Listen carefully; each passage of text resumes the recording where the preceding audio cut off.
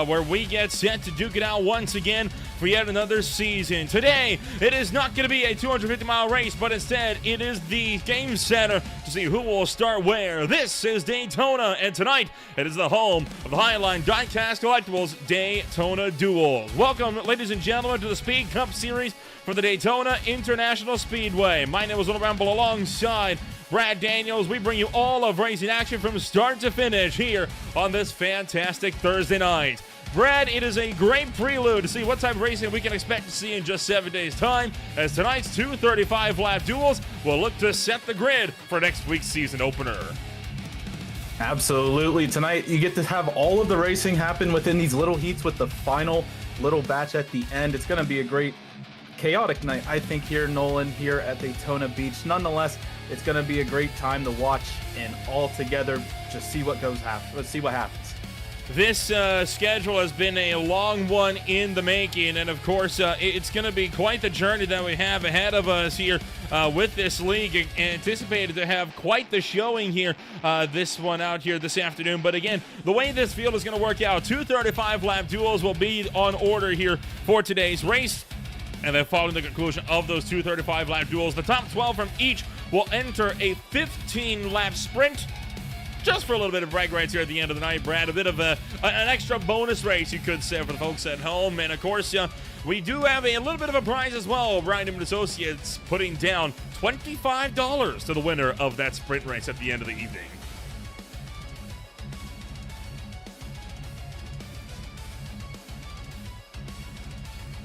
So, of course, this championship is anticipated to be a thrilling one here this afternoon. Going to give a quick shout-out, of course, to the folks who keep the lights on for us here at the HLDC Speed Cup Series. Season 6 is going to be brought to you by Highline Diecast Collectibles, your go-to source for high-quality NASCAR diecast and memorabilia. Whether you're hunting for the latest releases, rare finds, or looking to sell your own collection, they have got you covered. Plus, don't miss their live auctions every week on Facebook, where you can score incredible deals on must-have collectibles. Check them out and follow along at facebook.com/HLD Collectibles, where passion for racing meets collectible perfection. And tonight's Lucky Dog is going to be brought to you by Game Glass. Game Glass turns your phone or tablet into a custom control panel for your favorite sim games. Star Citizen, DCS, Flight Sim, or iRacing, you name it. No more forgetting keybinds. Just tap and fly or drive. Try it for free at GameGlass.gg or use code HUNTER71 for 10% off on a subscription here this afternoon. Other spots, of course, include Twisted Steel's Steak Appeal, Beers Journal, and Boat Ties. We'll talk about them a little bit more later this afternoon as well. Brad, this race should be a bit of a fun one here this afternoon. The qualifying is currently underway, but who knows? I mean, this one, it's going to be an unpredictable afternoon, I feel, for quite a few drivers, and that could mean quite a bit of a shakeup when it comes to seeing who's going to be starting where for the 250-mile main event coming on up in just 1 week's time. Absolutely. You know, it goes to, you think about it, and next week we have 250 miles, 100 laps to figure out who's going to be the winner. But in these heats and along with the feature at the end, you got only 35 laps to do it, and usually that's when a lot of people like to tune into these races as well here at Daytona or Talladega, is right when the action gets hot. You get 3-4 wide even sometimes. Daytona's going to be a little hard to go 4 wide, but nonetheless, it's going to get very chaotic here in the closing lap to try and get your spot for next week here in Daytona as well. Only 60 seconds remain here, and of course right now it is a big question as to who is going to be in and who is going to be out of the duels. It is exactly 43 cars that have managed to take to the grid here this afternoon, and that of course is going to mean here that Brad, everybody here is going to be making it into the duels right now. TJ Hanley, the lone driver, who has yet to put down a time. I mean, tonight's the night. Everyone kind of also feeling them, trying to feel out the rest of the field. Got a couple new faces here to the league. So nonetheless, everyone maybe just trying to see what happens for next week. Try to get some reps in with the rest of their competitors as we look along with TJ Hanley here. And all that being said and done, you also might just try to figure out who you want to, communicate with next week, because I know a lot of these drivers have been in the league in prior seasons, but for these new faces, you want to at least have a friend, maybe, for next week. Try and strategize a little bit, but nonetheless, tonight, have a good time and figure out what's going to happen next week in the 100 laps.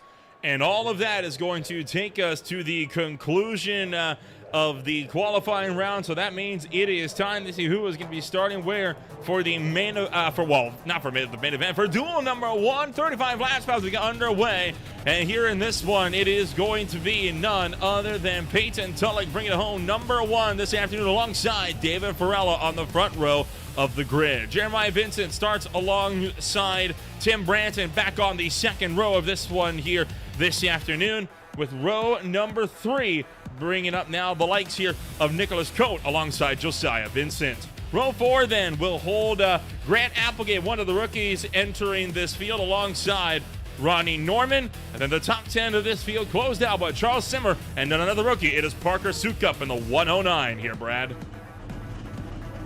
Starting in row 6, we got Munatsi Major in the 82 to his outside, Philip Scott in the 99. In row 7, we have Matt Montumble, and then to his outside, Martin Plute in the 81. In row 8, we got in 15th, Corey Hutchinson in the 21, Jason Gracias in the outside in that one machine. In 17, Charles Simmer in the 42 to his outside, Zachary Tyler in the 29. You're running out your top 20 here tonight. Parker Sukup and Cosmin Ionoshu are returning champions. All of this is going to take us into what could be a thriller here this afternoon as drivers are gearing up and just ready to rumble. That does look like it was the overall qualifying standings and not quite the Heat 1 results. I was wondering why there were some discrepancies, but this is going to be your official Duel 1 grid here. But we can talk about quite a few of these drivers. We've got a lot of rookies in the field here this afternoon. Peyton Tulloch started on pole. Grant Applegate running out from 4th. Parker Sukup down from 10th. Jacob Goldman right behind him in 11th. John Casula down in 15th. Sean Hughes in 18th. I think over half the rookies are actually in the opening duel here tonight, which means that a lot of drivers here are going to get their first chance to shake down with the newcomers here in the opening 35 laps. That means they'll have a leg up on a good chunk of the field entering the season opener just 1 week from today. Tonight not being any points-paying race, nonetheless, still important to try and get your spot, along with, just like you said, trying to make some chemistry, trying to make some bonds in the field. Because after next week, we go out of restrictor plate racing, and it can just, those bonds will break a little bit. But next week, you want to win that season opener, get on the right foot to start this whole season. And if you're Peyton Tulloch, right now, you're sitting in the best spot possible. Peyton Tulloch has earned the best real estate on the grid by winning the Ryan Newman and Associates powered by Remax Select Pole Award. To find the best real estate in Michigan, you don't need the fastest time. Just contact Ryan Newman and Associates today. So this field here rolling out down the back straightaway. Now, obviously, opening laps here obviously going to be a bit of a tricky factor for this field, and it's going to be a similar story in duel number 2 as well. A lot of drivers either shaking off the cobwebs or trying to get up to speed with how some of the rookies drive around each other. Do you think this opening duel will be a bit more chaotic, or are we going to be seeing drivers laying it back and taking it easy? Thinking comparative to the second duel, I think this one might be a little more chaotic. Just maybe people trying to, get used to it, like you said, but at the same time, you got a lot of fresh faces who are just trying to mix it up, and that can cause a little bit of chaos if we have two cars that want to battle for a little bit of real estate, potentially making this little bit of a big one in the duel, but nonetheless, a lot of fresh liveries in this field. Grant Applegate will be one of the contenders who is starting this race from pit road here this afternoon, so that means Applegate going to be on the back foot here relatively early in his championship. Likely hoping for a yellow flag to help get him back into contention as he has missed the call from the 4th place. The iRacing pace car going to make its left-hand turn down in the pit road, and it is time to get a new season of racing underway. They're going to enter the United Rentals Restart Zone, and it's go, go, go in duel number 1.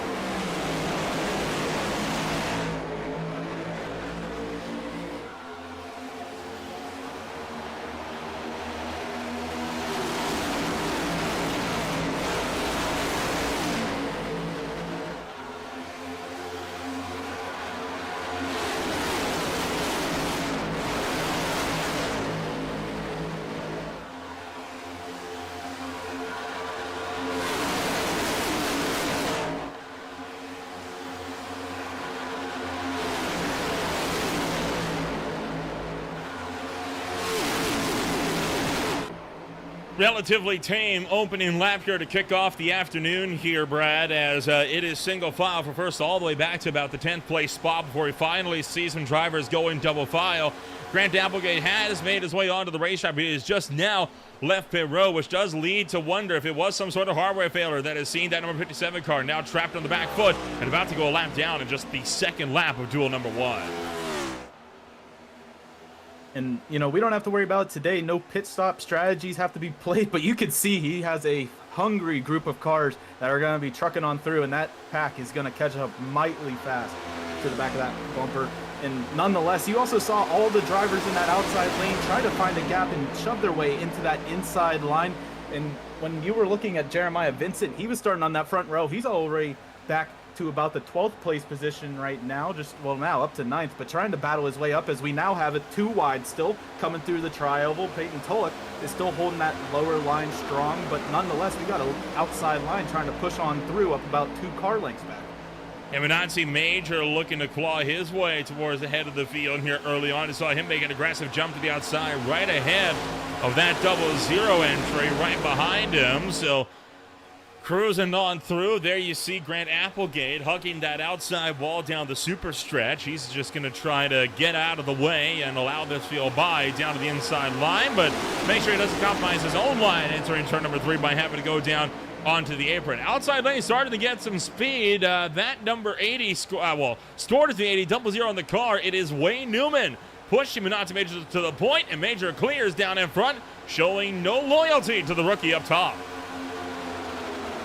Wayne Newman was given some great pushes there in the middle of the corner and throughout the entire, really, 3 and 4 that got that 82 to the front. And like you said, he just bailed and went to that inside line. He wants to control both lines. And now Wayne Newman and Jeremiah Vincent are going to have to try and make that outside line work, but they got no help out from behind. And as I say that, Manuatsi Major jumps to the outside and trying to block that line from the head of steam they had coming through the backstretch.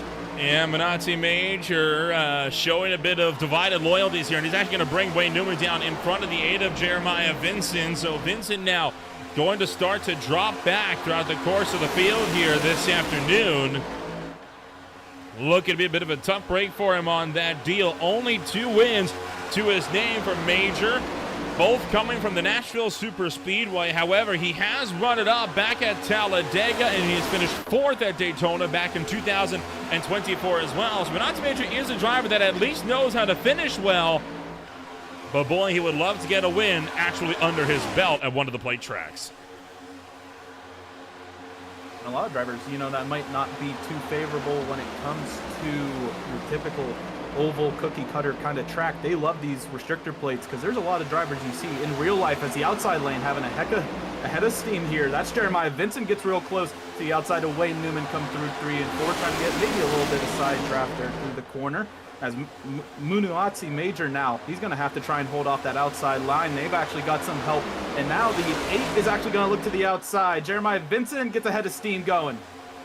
Jeremiah Vincent trying to see if he's got an effort for this field up on the top side. Minati Major, of course, finished runner-up to Cosmo Ionosha by 17 points in the last season of the year, last time out.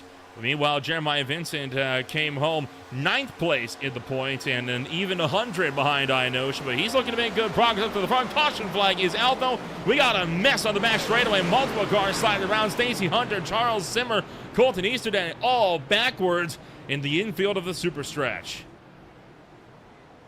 It's right in the mid-pack, right in the meat of the sandwich, where a lot of drivers get scared because this exact situation can pop up at these restrictor plates, and you could just end up like some of these drivers here. And all that being said, it was relatively, I believe, they were nowhere near the turn. We'll have to see if anyone got maybe a bad push here to start this whole ordeal. We'll get a look at this one here as they make their way down the back straightaway. And you can see the field trying to see if they can have a go at it. And yeah, someone definitely got a bad bump right to the middle. You saw Charles Zimmer got cleaned out. Look at the High Point Chevrolet screaming down into the infield, and Zimmer managed to find himself up by the outside wall as the field was trying to get back going. Interesting one. And I mean, you know, middle of the backstretch isn't somewhere uncommon for wrecks like these to happen, especially with these next gens, but it's just not what I would have expected there in these opening laps. Just maybe, you know, that inside line has a lot of cars, and at the same time, you're going to have a lot of, you know, checkups just because everyone's reacting to the car in front once you get to about third in line. We'll take another look here back in the mid pack, and I believe that was the 71 Stacy Hunter. It was. Off the front, yeah, right off the front bumper of the 42 of Charles Simmer. You saw Matt Montembeau just barely manage to sneak through on that deal. We'll get a look at this one from the spotter stand, and this will, I think, tell the story. Watch the 42 pushing the 71 from behind, and you're going to see starts to make that poke to the middle line, but then gets into the right rear quarter panel, hooks the 71, and it's on from there.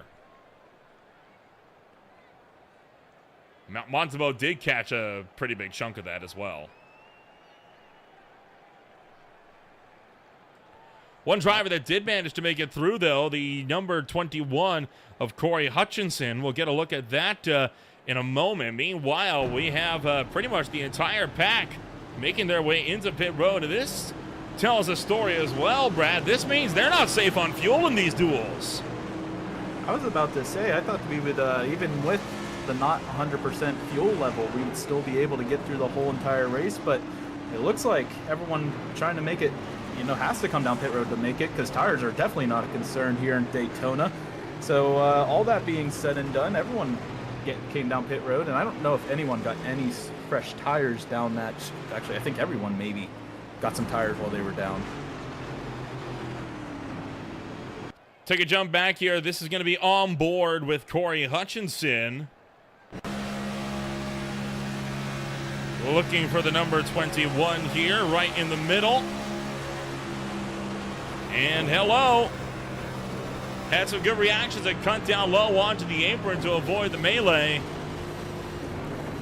Just a tough break overall that we had to have our first caution of the day go down like this with an aggressive look to the middle that didn't quite work out. That was a great perspective, because I didn't know maybe if the 42 got a push that kind of shoved him up into that middle lane and then he couldn't do anything about it, but 21 was plenty off that bumper, so it looks like you said, an aggressive move to that middle line, and not really I don't know if the 42 really wanted to be there. I think the 42 might have tried to back out and then get back in line before that hole closed up, and he ended up stuck in the middle line and sucked right through the field to the back. Well, what this will do here, this will allow for Grant Applegate, or at least he should have gotten the Game Glass Lucky Dog. It does not look like he actually got it, though, and so he's actually been forced to stay out this time through here, Brad, in order so we can get the wave around when they go 1 to green. Maybe got some contact during that whole ordeal. That's my only thought, is maybe a 0x or 2x, maybe from some sort of contact throughout that little incident that brought out the caution. Might have not granted him that lucky dog, but overall still has to catch up to the field, and hopefully he doesn't have a repeat here of what he just went through. You can only hope, right? But obviously it's going to be a bit of a 50-50 call on that one. We've now seen what it's like for drivers to be gentle as well as to be a little bit rough when it comes to the moves they want to make. You gotta wonder, how long is it going to be before we get yellow flag number 2? Because it's almost a guarantee here in this one, and you no doubt about it, right? Duel number 2, Naffield is watching this race very, very closely, already taking notes of what works, what doesn't. They can be better prepared. Especially the pits, you know, if their race goes green, they got to start thinking about potential green flag pit stops too after all of this. So that's also something I think that second group of drivers are going to have to put in their mind before they hit the track. By the way, Grant Applegate clarifying as to why he missed the start. He had a full system crash on his side of things. That is why he is unfortunately missed the start. He was lucky enough, though, that he managed to get himself back in before going down more than one lap. So now he is back on the lead lap. One more yellow flag to get him on the same fuel cycle as the leaders, and he'll be right back in the fight here.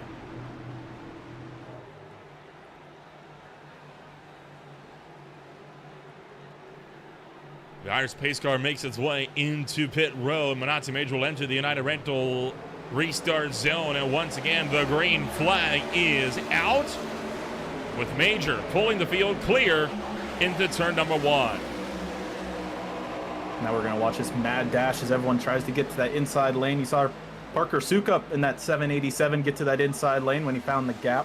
And now everyone else is going to maybe try to make this outside work as everyone's building up the momentum. Right now it's being led by, I believe that is the 48 of Nicholas Cote, and then Wayne Newman on the bottom side. That's your battle for 5th. And you see actually Minazzi Major have to jump back up to the high side to block that run. The outside lane got much better run for the outside this time around. That's the type of moves you need to make, though, right? If you want to get a run, you need to be aggressive with those lane changes. You hover around in the middle, back to get caught in the sucker hole. TJ Hanley, though, drives to the point as Major cuts back down low to head off the run from Peyton Tulloch. And so Hanley will lead his first lap of the season at the end of lap number 10. Right now being pushed by the 48 Monster Energy Camaro of Nicholas Cote.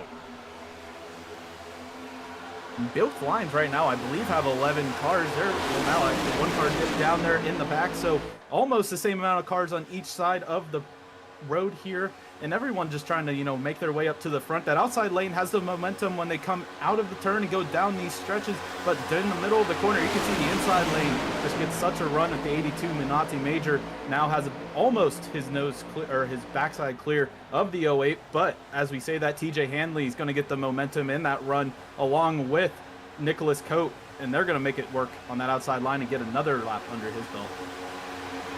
Still seeking to cruise to the point here as Cote's now going to jump to the inside line. A lot of aggression being shown up front here in the early goings of duel number 1. And frankly, Brad, I'm a bit surprised to see so many drivers going this aggressively. I mean, it's not for points. You'd imagine these guys are looking to just kind of run it easy to make sure they can get a good starting spot, but I guess what you could say is they're testing things out, seeing what works, what doesn't. The best place to do that is in a race where you're not running for points, so if you crash out, well, what's the worst that's going to happen? You start at the back of the race next week. Exactly, and you know, if you're Nicholas Cote right now, you're getting a mirror full of Minazzi Major right behind you, and you're just probably learning a little bit of if he's aggressive like this as the 82 jumps to the outside, and maybe also learning who's a good pusher and who's also great at just getting pushed. As you see now, the 48 and 82 leading these two lines, and really Peyton Tulloch hasn't been able to really get too far. You know, he hasn't really shuffled back through the field like a lot of those drivers that were just hanging on that inside line. The outside line just gets such a run, and then everyone dives down, and it's like a repeating cycle, and now they're about 4 cars ahead of that inside line going into 3. Boy, look at how little of a run that inside lane had. They got a little bit squirrely coming out of turn 2, and that just killed any momentum they had. Oh, trouble hard into the wall, turn 3. And sliding down the racetrack is the Ghost Sim Racing number 5 of Nicholas Cote. Looking like Corey Hutchinson may have gotten caught up as well. But boy, that was a harsh lick into the fence. I believe Charles Simmer also got involved in that one again, unfortunately for the 42. That one coming through the corner, that seems like something I'm used to seeing at these restrictor plate races. We're going to take a look back with, well, you see Charles Simmer right behind, and actually it looks like the 5 gets, oh, the 42 goes for that middle line again. Oh, boy. And it doesn't work. The 5 just gets hooked right on front of the bumper of the 42, and that sends it both into that outside retaining wall. Tough break for Nate Cotilla, and there you saw the 21 of Hutchinson sliding around as well. He was able to gather it up before he went into the inside wall, but a tough knock into the fence.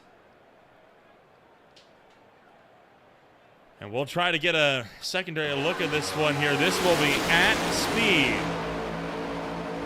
I will give the 42 the benefit of the doubt there. It does look like there's a bit of a gap. Then the 5 started to come down the racetrack, and I don't think Simmer was fully prepared for that, and got a bit of an aero tightness going there that kind of sucks him right up into the door.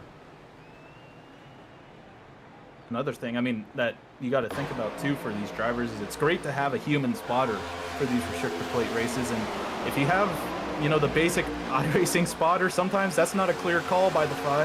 The 5 doesn't even know maybe the 42's down there when he makes that little bit of an adjustment through 4. So You know, there's multiple things that could have happened there, and I think obviously, well, I think if you're a driver, you want to have that human spotter get that real-time action, make sure that if somebody has a run like this, you're right on board with the 42, like you are well aware of it before this happens, gets thrown into the outside wall, and have to go back down pit road for some damages.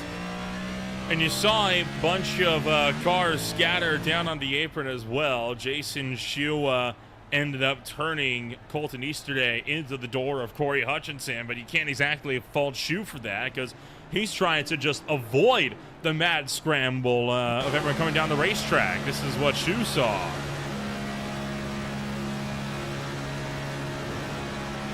Really, at this point, you're just trying to get through the smoke, especially here in Daytona. Yeah, you're just trying to get through it. Just, you know, trying to run as fast as you can on that inside line.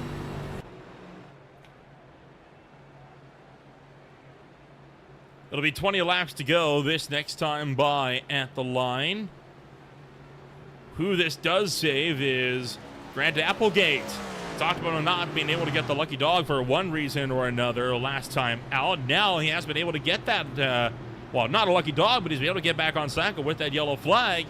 And he is now clear to fight it out with the rest of the front runners. But again, a lot of aggression being shown here in the early going, and it is aggression that has surprised me, I think would be putting it nicely.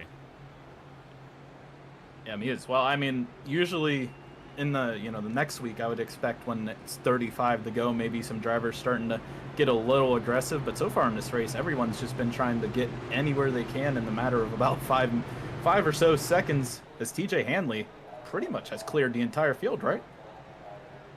And he has not only cleared the field, but he does so after starting all the way back in 22nd place after only 15 laps of running, with about half of that spent under the yellow flag. So Hanley is really showing that he knows how to make up ground quickly, and that is a very valuable skill, especially come to 250 a week from today.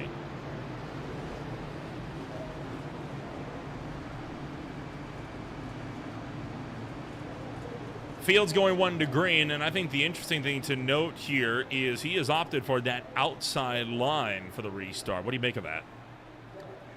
You know, that first restart, we saw everyone try to get to the lower line, but the last restart we had, everyone, you know, on that outside line eventually got enough momentum. I think if TJ can hold on to that corner panel of Nazi Major, I think there might be a good chance that 08 can just dictate what he wants to do at the front of the field, control the two lines. I think this is a good call by the 08, but it's just going to have to work in the long run. This isn't really a short-term call in my opinion. Long-term meaning 1 lap, but still.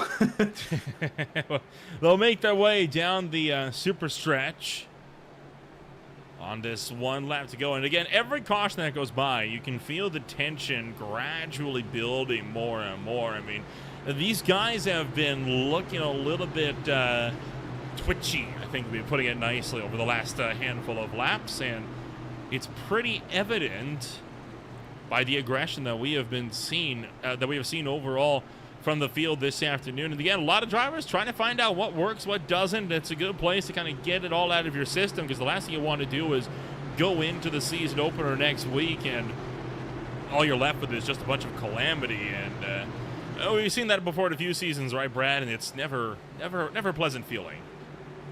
Right, and I think a lot of these drivers too might also be trying to figure out how to make these moves happen at the end of the race next week, because a lot of drivers can sit in the back for the entire first 3/4 of the race, but then when it gets to about this time next week, everyone's going to be trying to push their way through the field, and for those in the back, this might be a prime opportunity.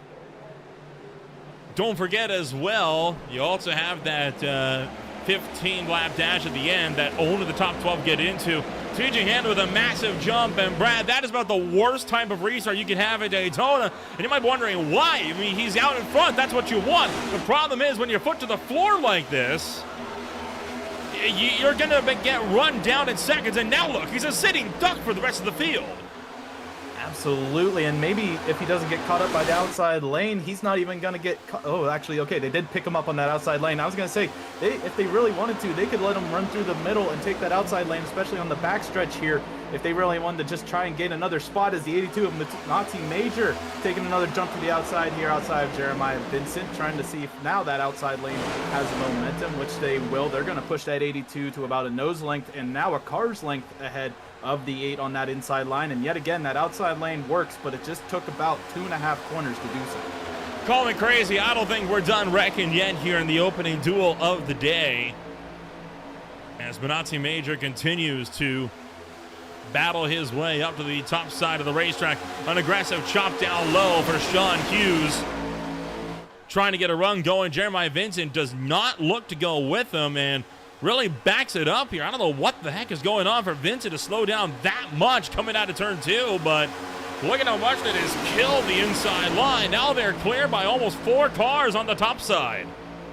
To say that slipstream should have helped the inside line at least of Sean Hughes, you know, pulling everyone, but it just seemed like they got no sort of momentum, and they're still kind of shifting around there. They look like a python on that bottom lane. Now we're 3 wide mid pack there, everyone trying to keep it off each other. You got the double, well, not the double zero, but the 80 of Wayne Newman there trying to battle out. This is about 10th place on in the field, so about the mid pack, a little 3 wide action further on back there as well.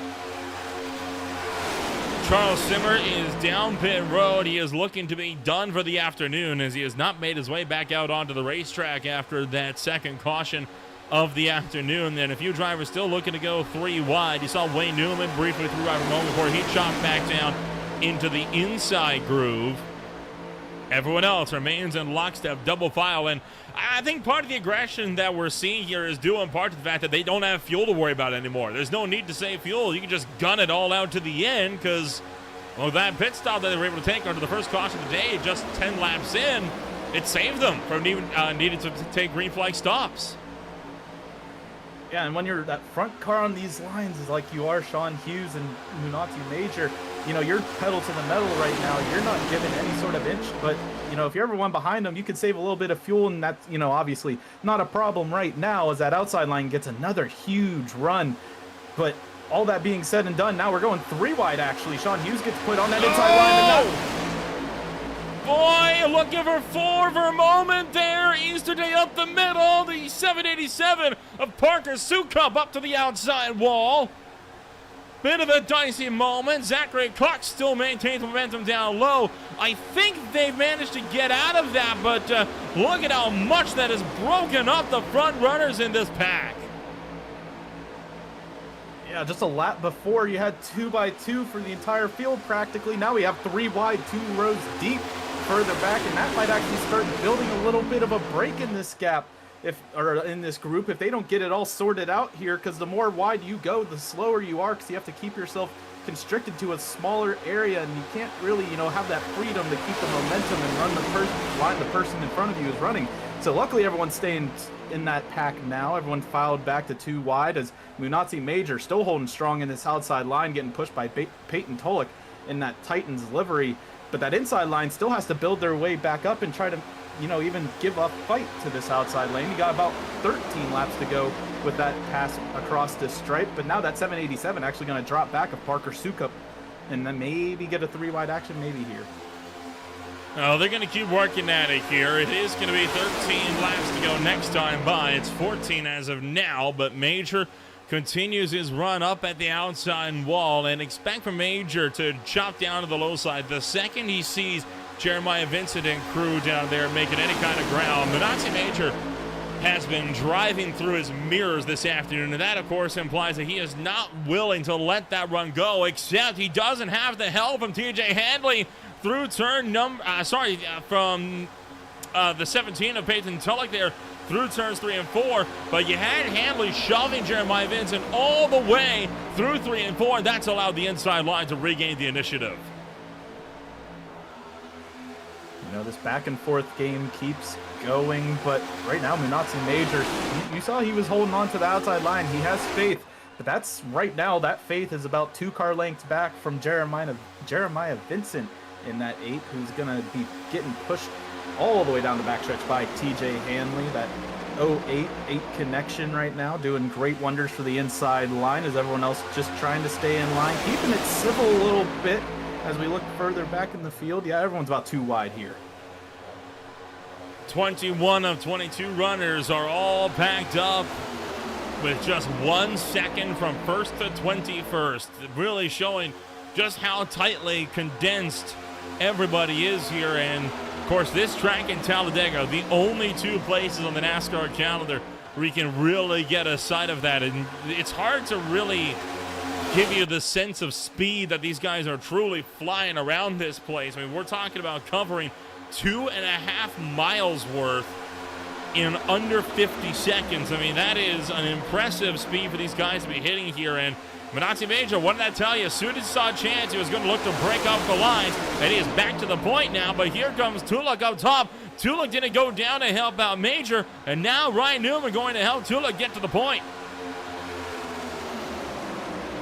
And the one thing that you noted was all of the speed that happens here in Daytona, but also that blind speed could also be another point of it right now. If you're Jeremiah Vincent or Ryan Newman, you got a window full of the car in front, but you can't tell what's happening around the track too much, as you see the 8's getting a little, trying to peek around the outside there, but Minazzi Major jumps out to the outside line. He's going to leave Jeremiah Vincent on the inside line. I'm worried about these blocks here. I mean, you can only keep doing that for so long where somebody has enough and just runs through you. And I mean, Jeremiah Vincent's proven he's a driver before that doesn't like to take a lot of crap from a lot of the drivers, right? So that happens too many more times. I'm willing to bet it may be Vincent running through Major. They will take 10 laps to go this time by. And the fight is very much off at the top spot, and I am still of the opinion that we don't make it to the white flag under green. I believe Major made about 4 lane changes there in that last lap. So yeah, if that is any indication of how the rest of these laps are going to go, it is definitely going to be a dogfight to the end. Now Jeremiah Vincent going to hold the reins, and he's going to actually jump out to that outside, give another block to the outside line. They have 82. Lets them get back down low there and stalls that outside lane's run. See a little bit of action, 3 wide action a little further on back, but all the eyes are pointed towards the front here as Jeremiah Vincent actually. I thought he was going to get put down. Oh! And around goes the 28, Matt Montembeau, spinning into the infield as the number 31, collects the 51 car as well. No caution, though, because the tablet all the way to the back of the field. Now they're wrecking again, coming down into turn 1. Now the yellow flag comes out. Little bit delayed on the call, but it does eventually come out and slow this race down once more. It's almost like they're listening to you, Nolan, and that they almost about 30 seconds after you said there would be another yellow. Here it is. It's not green, white, checkered area yet. We still got a couple laps for that to happen, but let's take a look back and see what happened further on in the pack. It was a 3-wide battle to start it all. Shoe pushed up, scared yesterday up in a Montembeau, and at that point, it's just a chain reaction of bad events here as one car pings off another before it is Montembeau who goes into the outside wall. He actually got straightened out, so that's why we didn't have a yellow flag at the initial incident, but then you still have Zachary Cox as well as rookie Jacob Goldman sliding through the infield, and you can see Goldman had gathered up. Cox very much did not, and he's going to clip the left rear of Goldman to spin him back around, and that is what eventually does bring out the yellow flag.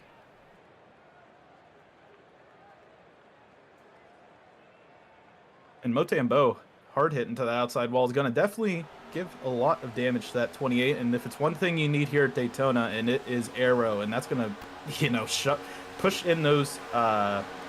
nonetheless, push in the side of that car, and that's going to give a lot of damage to the 28. Lose a decent bit of speed comparative to everyone else involved here, as really, I mean, the most minimal amount of damage you could probably get with the 31 there to the left rear sends him right around to make that yellow possible.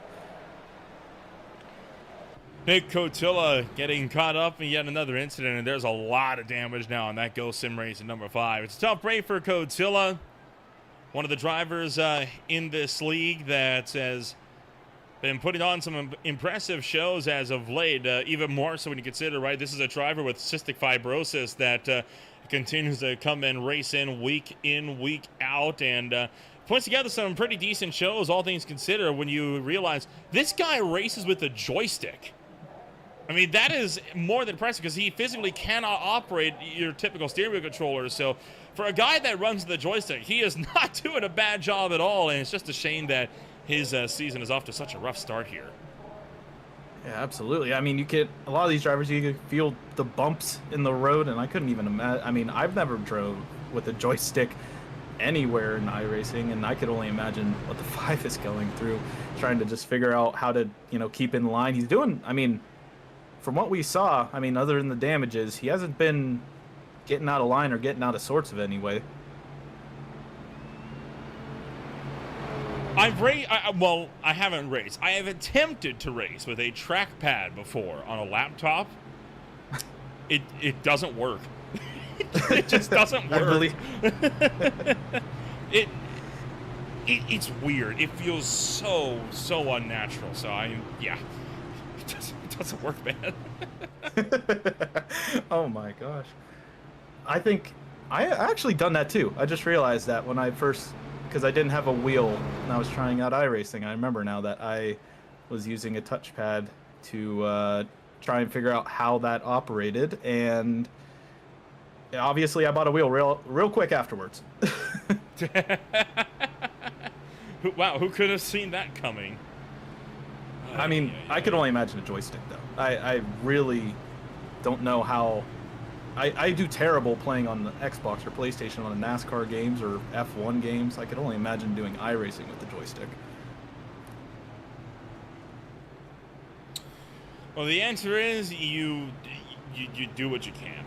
It's really about all you can realistically do. But boy, this field is going to be in it to win it here this afternoon. Currently also live on Greenfly TV, you have the Mystic Racing League's Caswell Glass Company Series with the Rattlesnake 200 over at the Phoenix Raceway. They are currently right around with 57 laps to go. And you also have the Collegiate iRacing League's Formula College Championship for the Fun of the Sun 250, a 125-lap blast around the Auto Club Speedway in Dallara IR18 machinery. So got a little bit of everything for folks to this afternoon, right? We got IndyCar racing on an oval, we got Super Speedway racing, we got some pseudo short track racing, both in Gen 7 cars. And it's not a bad showing here that we're having for us here on this one. As let me go 1 to green, and Brad, 5-lap dash. What do you think? I'm not guaranteeing them to all be green flag laps. With how many blocks we have seen this, really, these cars in frame in the top 5, I would say, like, all the action that's been happening up at the front, just trading blows, trading lanes, everything in between. I don't foresee this going cleanly, at least. If we make it to the white flag, I don't think everyone makes it back to the checkers.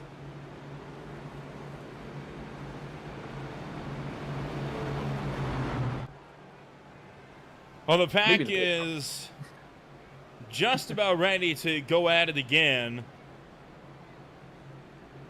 And I tell you what, this race is going to prove to be a bit of an intense drive, and I'm with you. We're not going green to the end of this one.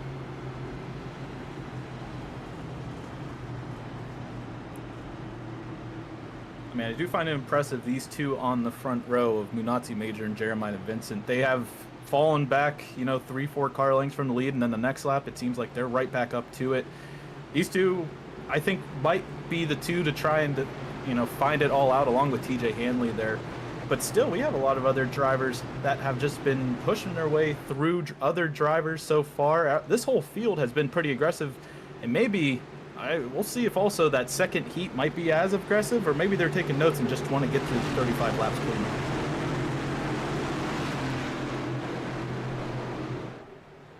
iRacing pace car makes its turn into the pits. It'll be a 5-lap sprint to close out race in action in duel number 1 for the United Rentals restart zone.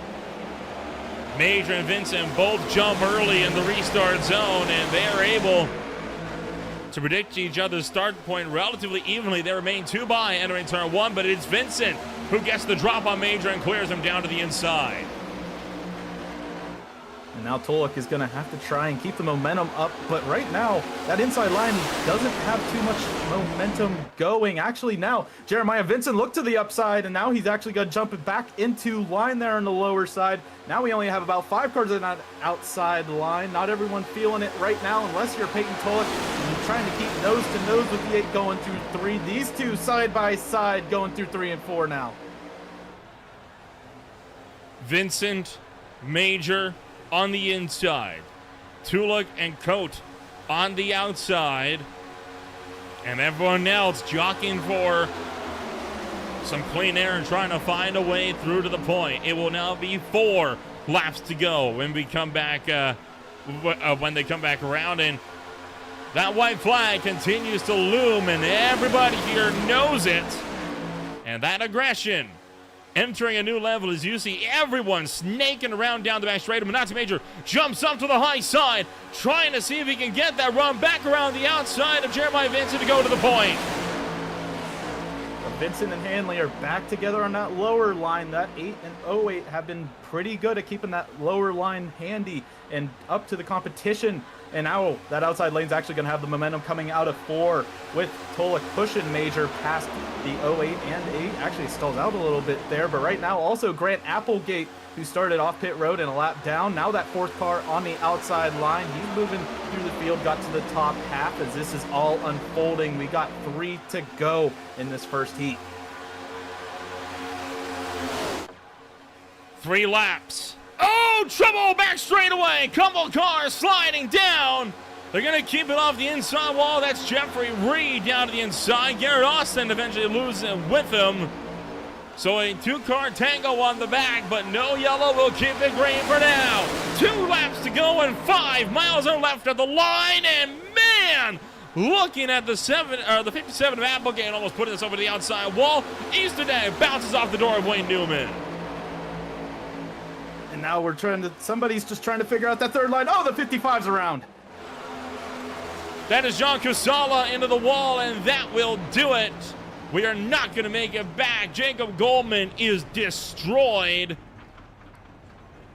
And a lot of heavy damage as well to the 28 of Matt Montembeau, collected in yet another incident.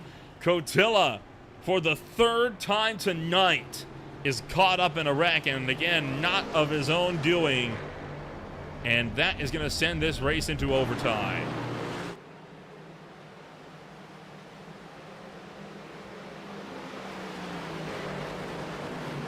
And that 5 has definitely seen better days. Each caution getting worse and worse. And now it's only got 3 tires on the ground, but we'll take a look back at the replay to see how this all started. Yeah, it's all further on back there. I believe that was a 55, and I can't get a good glimpse of who got pushed into him. The 28 gets hard into the outside wall going into 1 there. Cool. Couple of vicious hits into the outside fence. And it looked like there was 1 car that kind of got into the outside wall, and that caused a bit of a stack up as the field slid back down across the racetrack.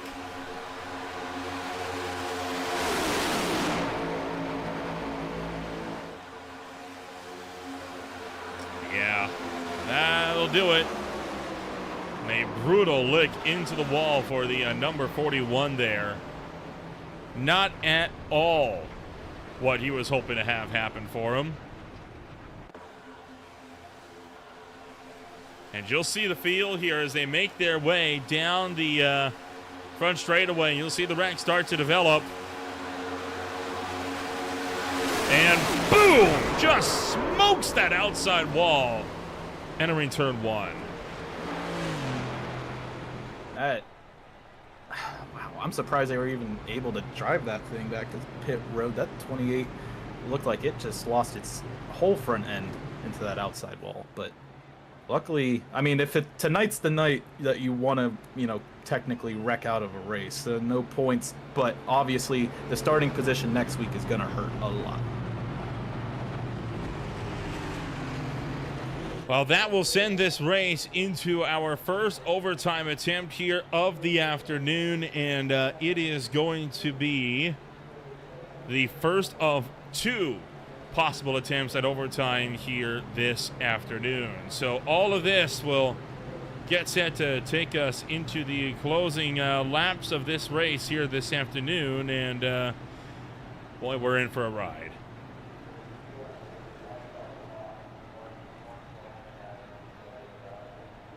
And everyone, nothing really has changed up the front. These guys are consistently, not getting shuffled back through the field. But Grant Applegate currently sitting up in 4th now after we talked about him being a lap down. He battled his way up in these short 35 laps of this heat, and now trying to maybe get into some sort of a podium position in this heat, get a good starting spot for next week's race.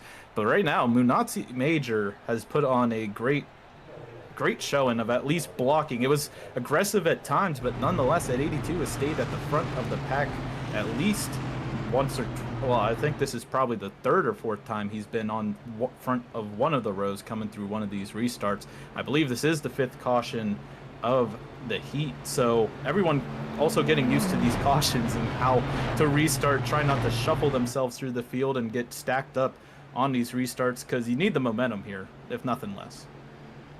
A lot of momentum going to be needed to make it to the white flag as well here this afternoon. We'll take ourselves a step back when we return. It's the final 2 laps of Duel number 1 and then Duel 2 immediately following. We'll see you in just a few moments on Green Flag TV. Stay with us. Racing isn't easy, but experiencing it is. iRacing puts you in the driver's seat with the industry's leading sim racing game. Drive on laser scan replicas of the greatest racing circuits from around the world. Go head-to-head against other drivers chosen by skill-based matchmaking to ensure competitive racing at every level. Compete across all your favorite series. In officially licensed cars, engineered to deliver the most accurate driving experience possible.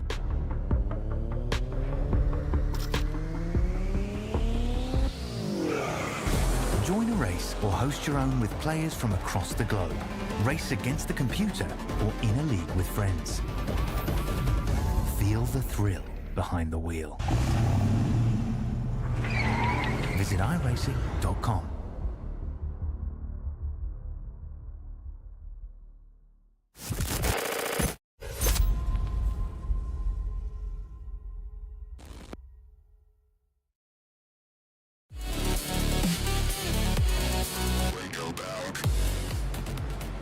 Welcome back to Green Flag TV, where we are seconds away from racing action kicking off. It is overtime attempt number 1 from the opening duel of the Highline Diecast Collectibles Daytona Duels. And, well, we are gearing up for our first Beer Street Journal overtime attempt this afternoon. One of the largest online collections of original content dedicated to covering beer culture, education, and the advancement of the beer industry. With thousands of articles, millions of unique visitors, and exposure in over 200 countries, Beer Street Journal is paving the way to enabling category growth, engage the broader consumer base, and promoting better tasting beer for years to come. BeerStreetJournal.com, the best in beer. And Brad, we're ready to go. They're lined up and set to go back at it with a head of steam into turn 1. Yeah, and I don't think there's going to be any sort of love lost here. No aggression's going to go out the window here with only a green-white checkered on the table, and potentially another, but we'll see if they can make it through one lap here, especially with Munatsi Major on the outside line. He's going to have to try and hold that outside line enough to get that momentum coming to the white flag and maybe control the rest of this race.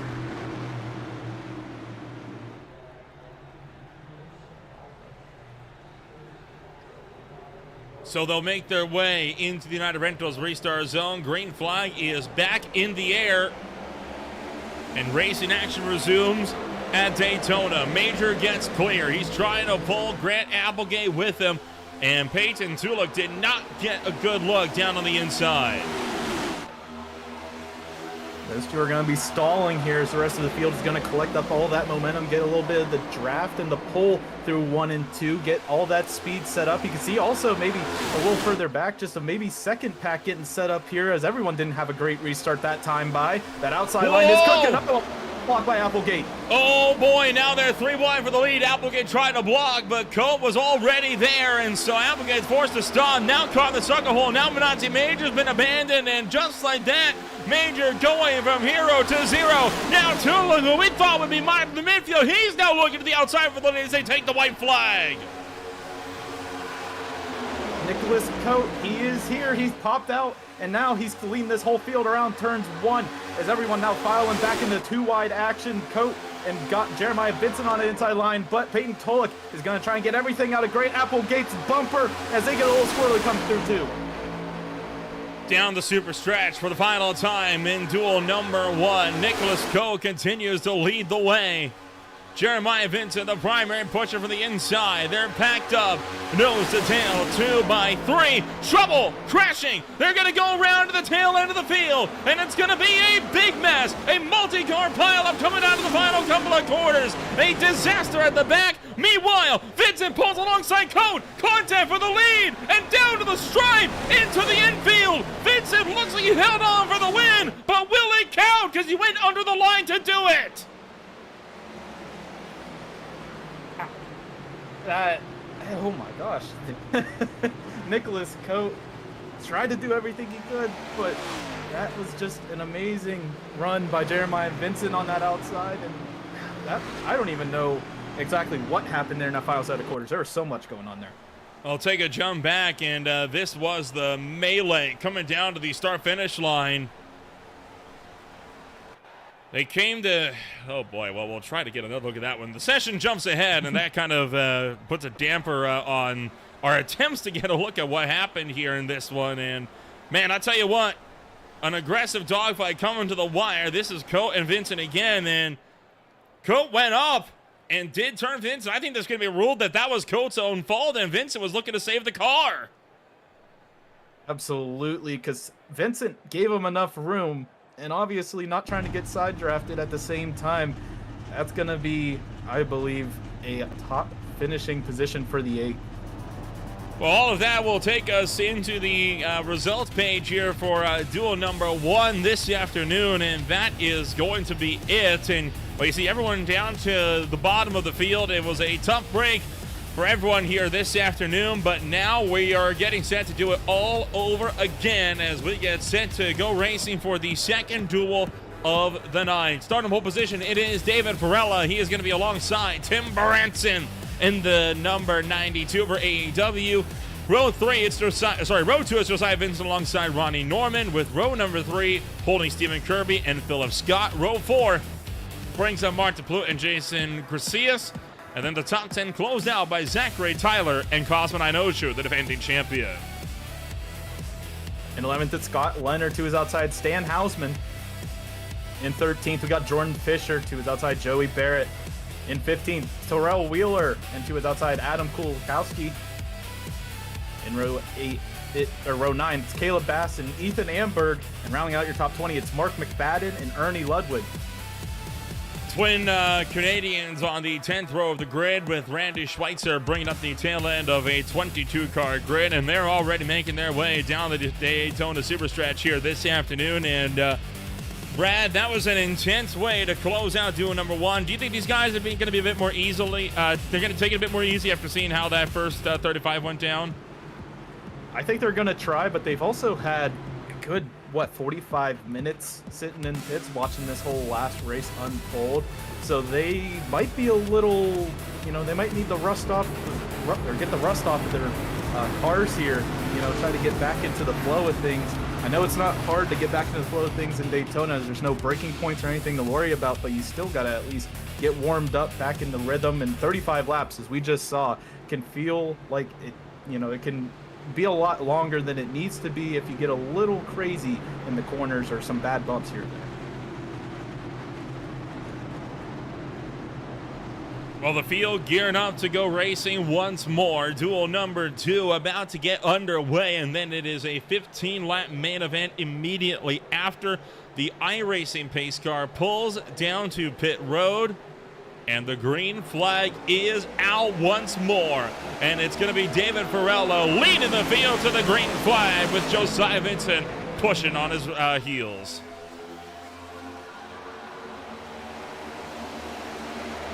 Nose to nose coming into 1.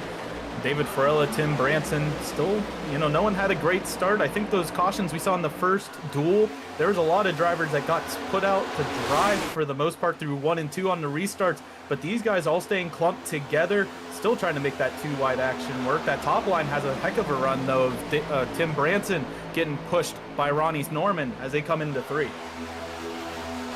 Big head of steam for Branson up on the top side. Varela in the Napa Auto Parts, number 91, trying to fight back on the low side as Josiah Vincent tries to get a run going here as well. And oh boy, everyone's kind of cutting through, slicing, dicing, trying to find whatever momentum run they can get as they fight their way down the back straightaway and back into turn number 1. Branson leads the opening lap.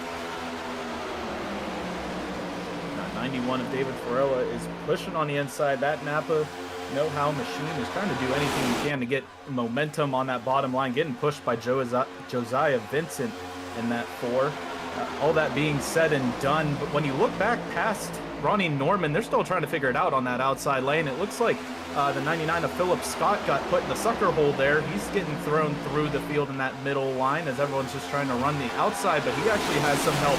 So we have some 3-wide action happening in the early laps of Heat 2. Yeah, Ethan Amberg able to link up with the 99 of Scott, and just ahead of them, you've also got the 32 entry of Ronnie Norman now shoving Tim Branson to the point. So 3 distinct lanes have opened up here in the first bout of duel number 2. The problem is none of them are really able to get lined up nose to tail, and that is creating some pretty significant issues as drivers are struggling to find a way to get to the point. Yeah, that was one thing we didn't see in Heat 1 was a consistent 3-lane battle, but now you see that outside lane has some momentum, and the inside is checking up a little bit just because everyone tried to drop down there since that outside was having a little bit of fighting, trying to figure out who's going to lead this pack, but it's still going to be Tim Branson up there. But now it looks like the 19, or I believe that's Scott Leonard, jumps up there to the outside.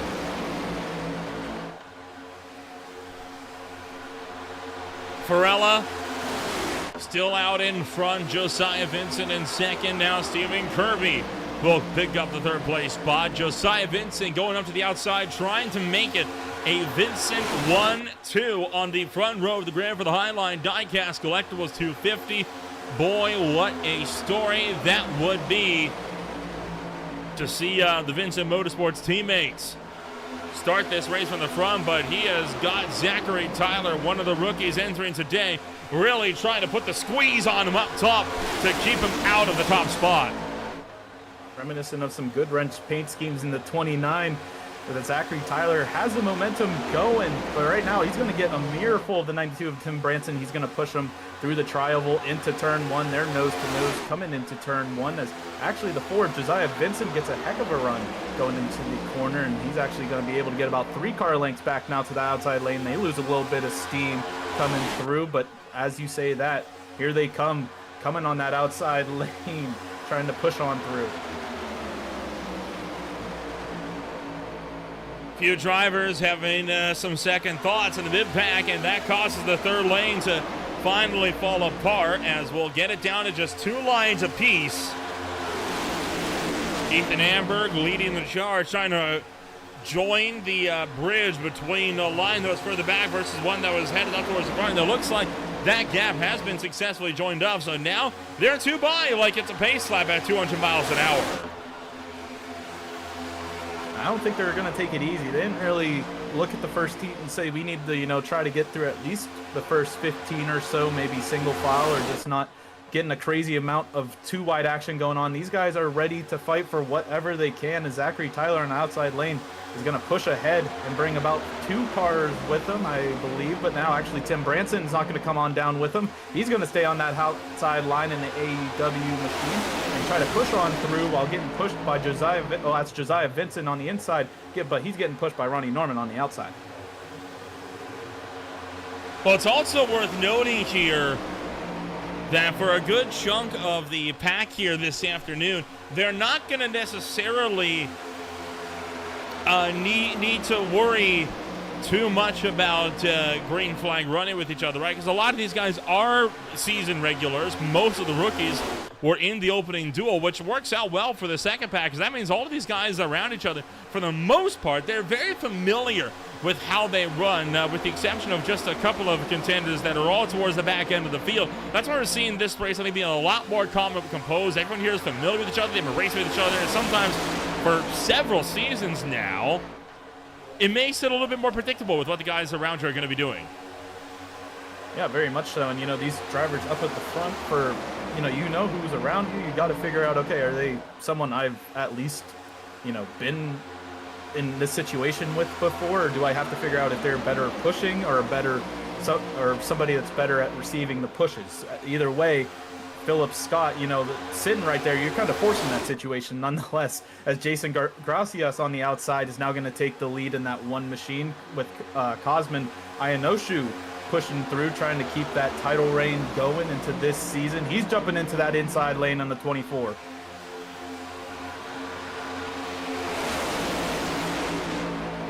Oh, look out! Philip Scott almost sent around as he got hung up on the apron there.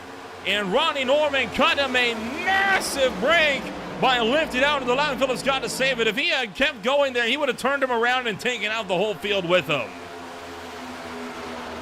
Might have touched the apron a little bit, got the car a little squirrely, but luckily for that 99, keeping it forward. And like you said, yeah, a lot of people would have been at the detriment of that inside spin, because he would have been shot up right up to that outside wall. Would have been the big one in Heat 2. Nonetheless, we're going to make it at least through 8.5 laps here, coming to 9 through 3 and 4 now. Jason Gracias on that outside lane, but now Mark McFadden has home in that inside lane. He's got Ionoshu right behind him, pushing the ever-living heck out of his bumper, trying not to get it too dented there, but the 24 is giving a heck of a bump through 3 and 4 and going to actually give him that lap lead coming across the stripe. Mark McFadden driving towards the point. McFadden, a racer in his 70s, runs in the real world with the Vancouver Island Dwarf cars up in British Columbia, Canada. At least he did up until last year. I believe this past year was his final season as he was retired from real world racing, or at least that was the idea from what I had discussed with him at Agassiz Speedway one day. But he now still runs the Speed Cup Series. He has for a few seasons. His longtime goal has been to try and get a top 5. And while usually his driver we see down towards the tail end of the field, these plate tracks seem to be where McFadden has been thriving, at least in this opening duel. He is up 13 spots from where he qualified today.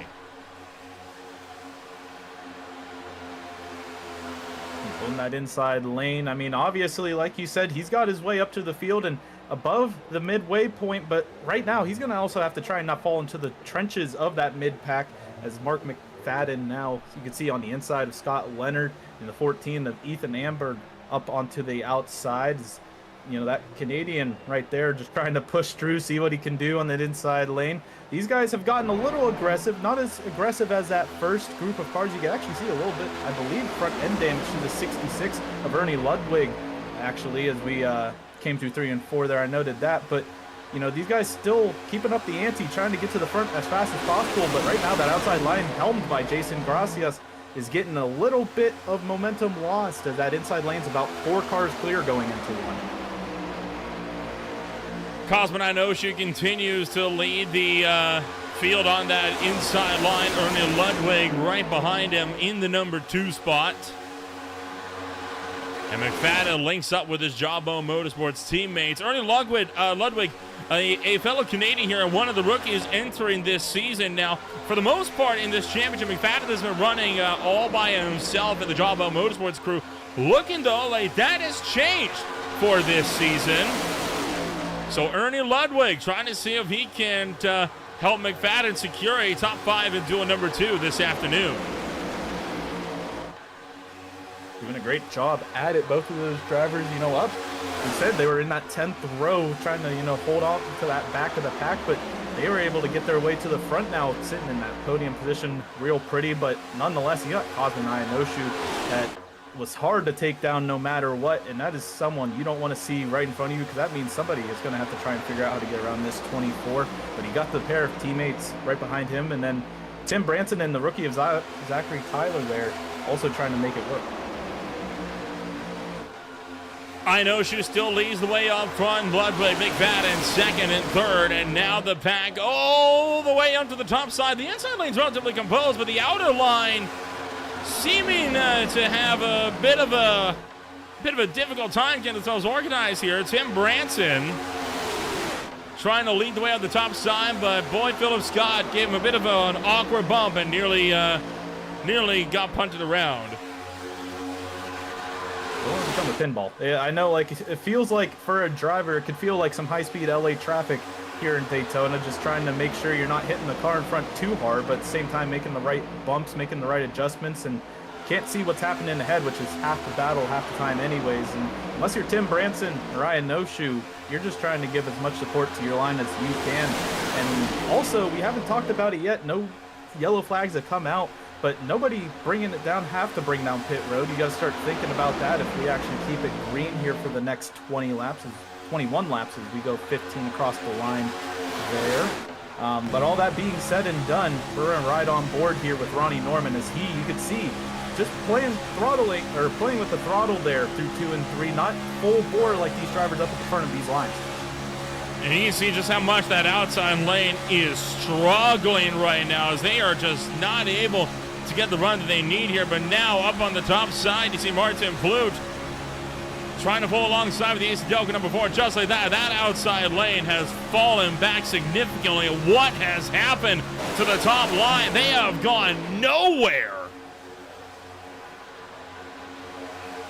Really, these top 3 is loving it. They don't have any sort of pressure, but now Martin Plute, we have the 81 trying to make it work up there. They actually, I think, have stopped stalling, and they're at least side by side now, keeping Helm with the inside line there. You can see Plute and Kolakowski battling out for that 5th place position, but everyone mostly on that inside line. You can see about a third of the field on that outside. The other 2/3 are sitting in that inside lane, the safe lane right now, it seems like, to keep your position. But as we say that now, that outside lane is gaining the momentum it needs, and Martin Plute is at the helm getting a heck of a bump by Josiah Vincent.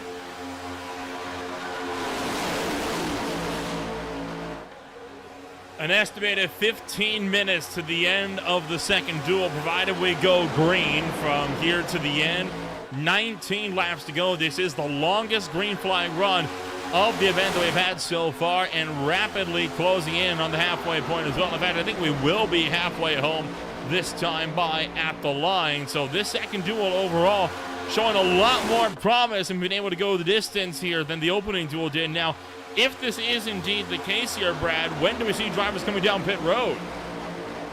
And that is the beauty of iRacing at a certain point, because you could start strategizing this with other drivers around you, because, you know, at any other track, you might be strategizing it with your team, but you also need to get some help when it comes out of pit road. So some of these drivers, I'm thinking, are probably going to at least push it another 5 or so laps, but you got to start thinking, if the yellow doesn't come out, who do I go down with? And that also creates these mini groups that will appear if that is the case, and we'll see which group it has the right call, and also which drivers are part of that group, as I know she's still holding on that inside very strong ahead of the 2 Canadians right behind him. But Plute, I mean, still making the outside work. It's still not, it definitely has regained its form, and now actually trying to maybe give a little bit of worry to the 24. Well, they'll keep battling it out here amongst the 2 as I know Shu and the 66 of Ludwig. They continue to scrap it out amongst themselves.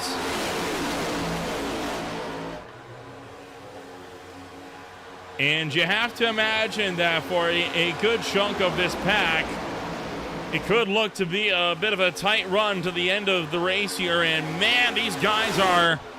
They've been keeping it very well organized. I feel like that's something that is not something we've seen all that often in racing tonight. But that's not to say that it's been dull, has it? Because these guys are still making moves. The problem, well, not the problem, but the difference is they're a lot more composed and almost not telegraphing it, but they're making it in a manner that you would expect somebody to make a move here at Daytona. Yeah, absolutely. They're getting the runs, and you know the blocks aren't as aggressive. Nobody's throwing their car in front of a line that doesn't necessarily need to at this point in the race. We saw really Plute as the first driver that's made a lane change in the last probably 6 or so laps at the front of the field. So all that being said and done, these drivers, like you also pointed to, Nolan, earlier, that everyone somewhat has a feeling of the drivers around them, and you know, if they're feeling safe, or what's the overall feeling around them. So that's probably also a little bit better in the mind of the driver, and now you got to start thinking about pit strategy. But all that being said and done, there might be some friends, teammates, if you're currently a Ludwig or McFadden, that you can start strategizing that stuff with. But yeah, it's been very, very high action and also very consistent, clean running by these drivers in the second heat as we're coming to 15 again.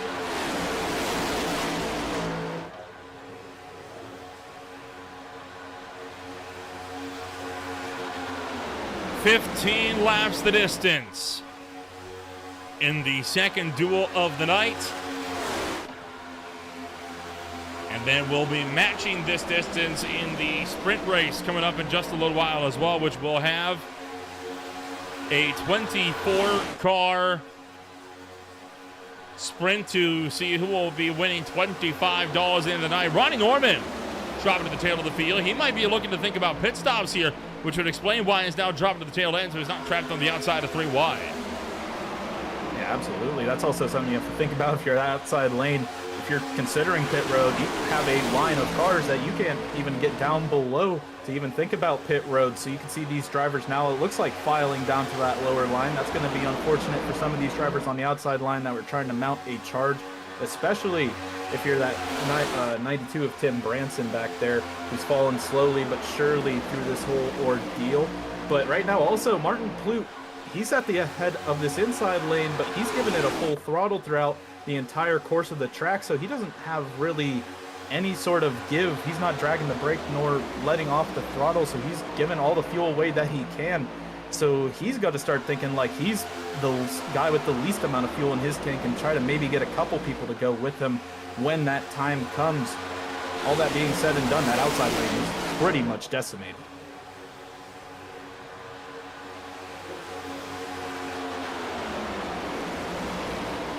$13 to go as Plute, Inoshu, and Ludwig continue to run it out nose to tail.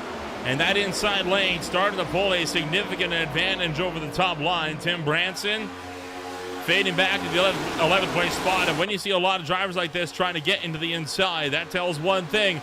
Pit stops are on the horizon for some, although, whoa, hold on, look out, big checkman around. Goes Garcia's at the tail of the field. He's going to save it and pull it down to the inside. Now, honestly, if I'm Jason Garcia, I'm pitting now. It's just going to take you over a lap to get back into pace. I would come down now just to stop the bleeding. Absolutely. That just looked like a major checkup. But actually, Jason Gracias is going to stay up. He's going to give up a good bit of time because of that call. And I don't know if he'll be able to get back to the pack at any point if this thing stays green, no matter who pits or when, unless somebody misses their box. And that's a God-given help to the one, but he's actively losing about half a second right now, about every other second. The fuel tank limitations are at 75%, so they can't go much further than this before they have to come down into the box. But that could be a devastating mistake for Jason Gracias, and we'll have to see where he's really going to exit out in relation to the rest of the field. But right now, no one else coming down pit road. It's a game of chicken. He will be the first one. Who's going to take the bait? And honestly, it might be the 81 or 24, because, I mean, it's been a while since Inoshu was leading any line, but he still has to start thinking about it along with Martin Plute up there. And Nolan, you know, if you were in the seat right now of Martin Plute, what would be your thinking on pitting right now? Trying to convince a couple people to come down, try to see if you just go down and, you know, maybe Inoshu has been working with you this whole time and try to get him to come down? Do you have any other, what do you think is going through the mind of Aiden?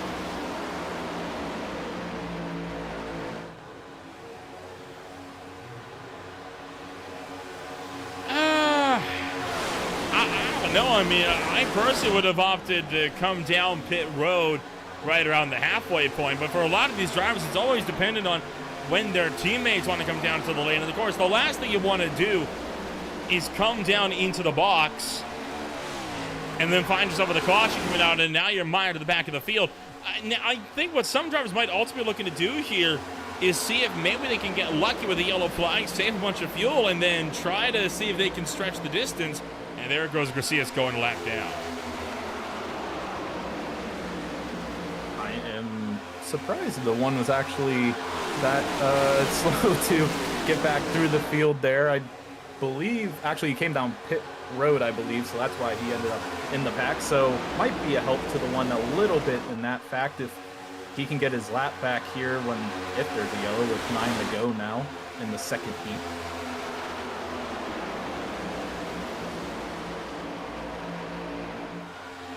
Into the single-digit lap counters for the laps to go, and still drivers remain in lockstep at the head of the field. Costano, you should see him kind of feathering the throttle, just looking to keep it in line, not keen on making any sort of moves here in the number 24 entry. And not hitting in fact, here we go, pit stop's now underway. They could not go the distance, and into pit road comes everybody. 5 cars stay out. Well, that's also including Gracias out there in the 1. So really only 4 cars on the lead lap as everyone tries to hit their marks, make sure they get in the box right, because if you get left out of this huge group, you might as well call it done. And Tyler entering way too close to the mark, and that is going to be costly. He could very well lose the draft as a result of that mistake.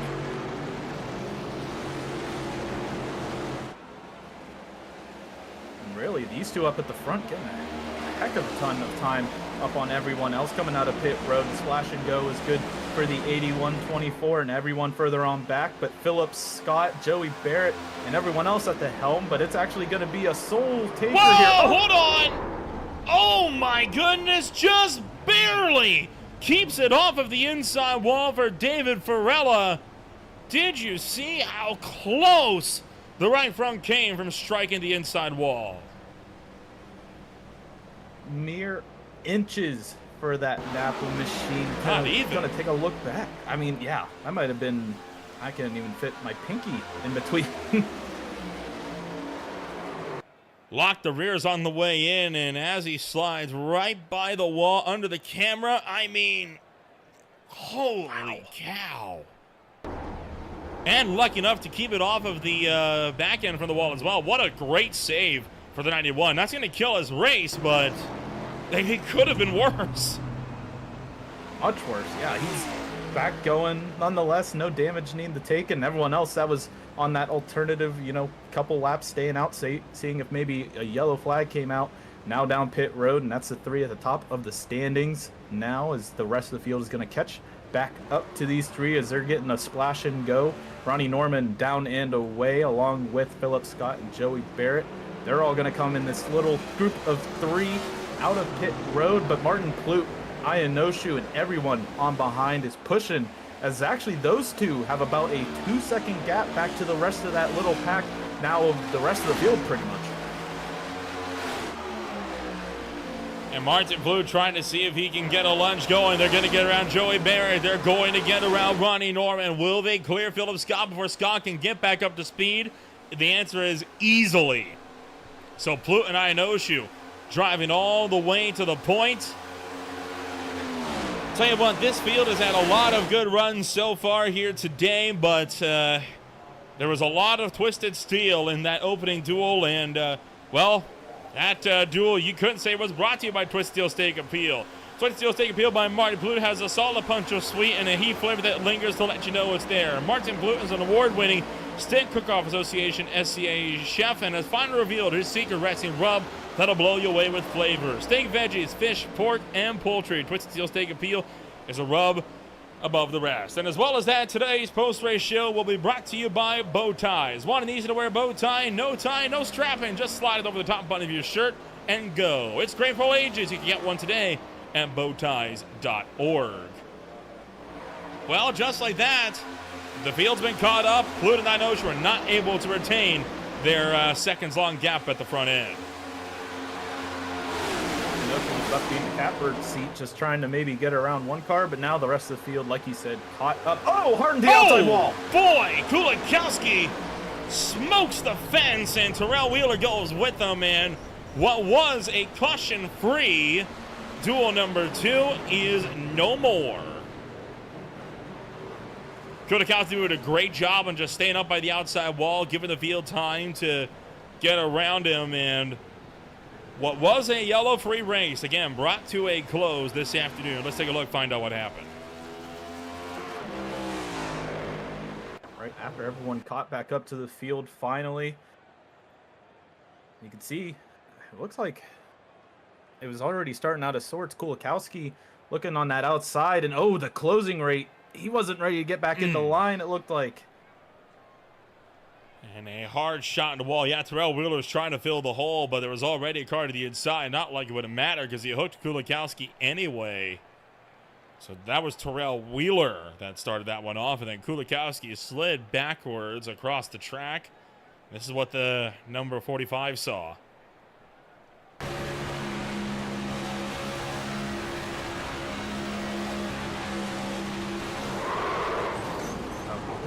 Nothing you could really do. You were just running your line.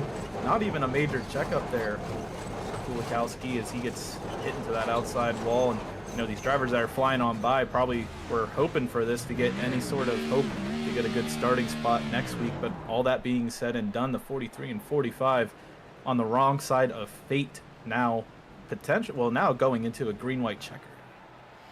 All of this brings us into what will be our first attempt at overtime here in this one. So what we can do, we can bring down the duel number 1 winner here. We'll get a chit-chat here with Jeremiah Vincent coming home number 1 in a wild finish to the opening duel of the afternoon. Jeremiah, talk us through the fight there coming out of turn 4, because it's not often we see somebody taking a duel win by being on the outside but still under the yellow line.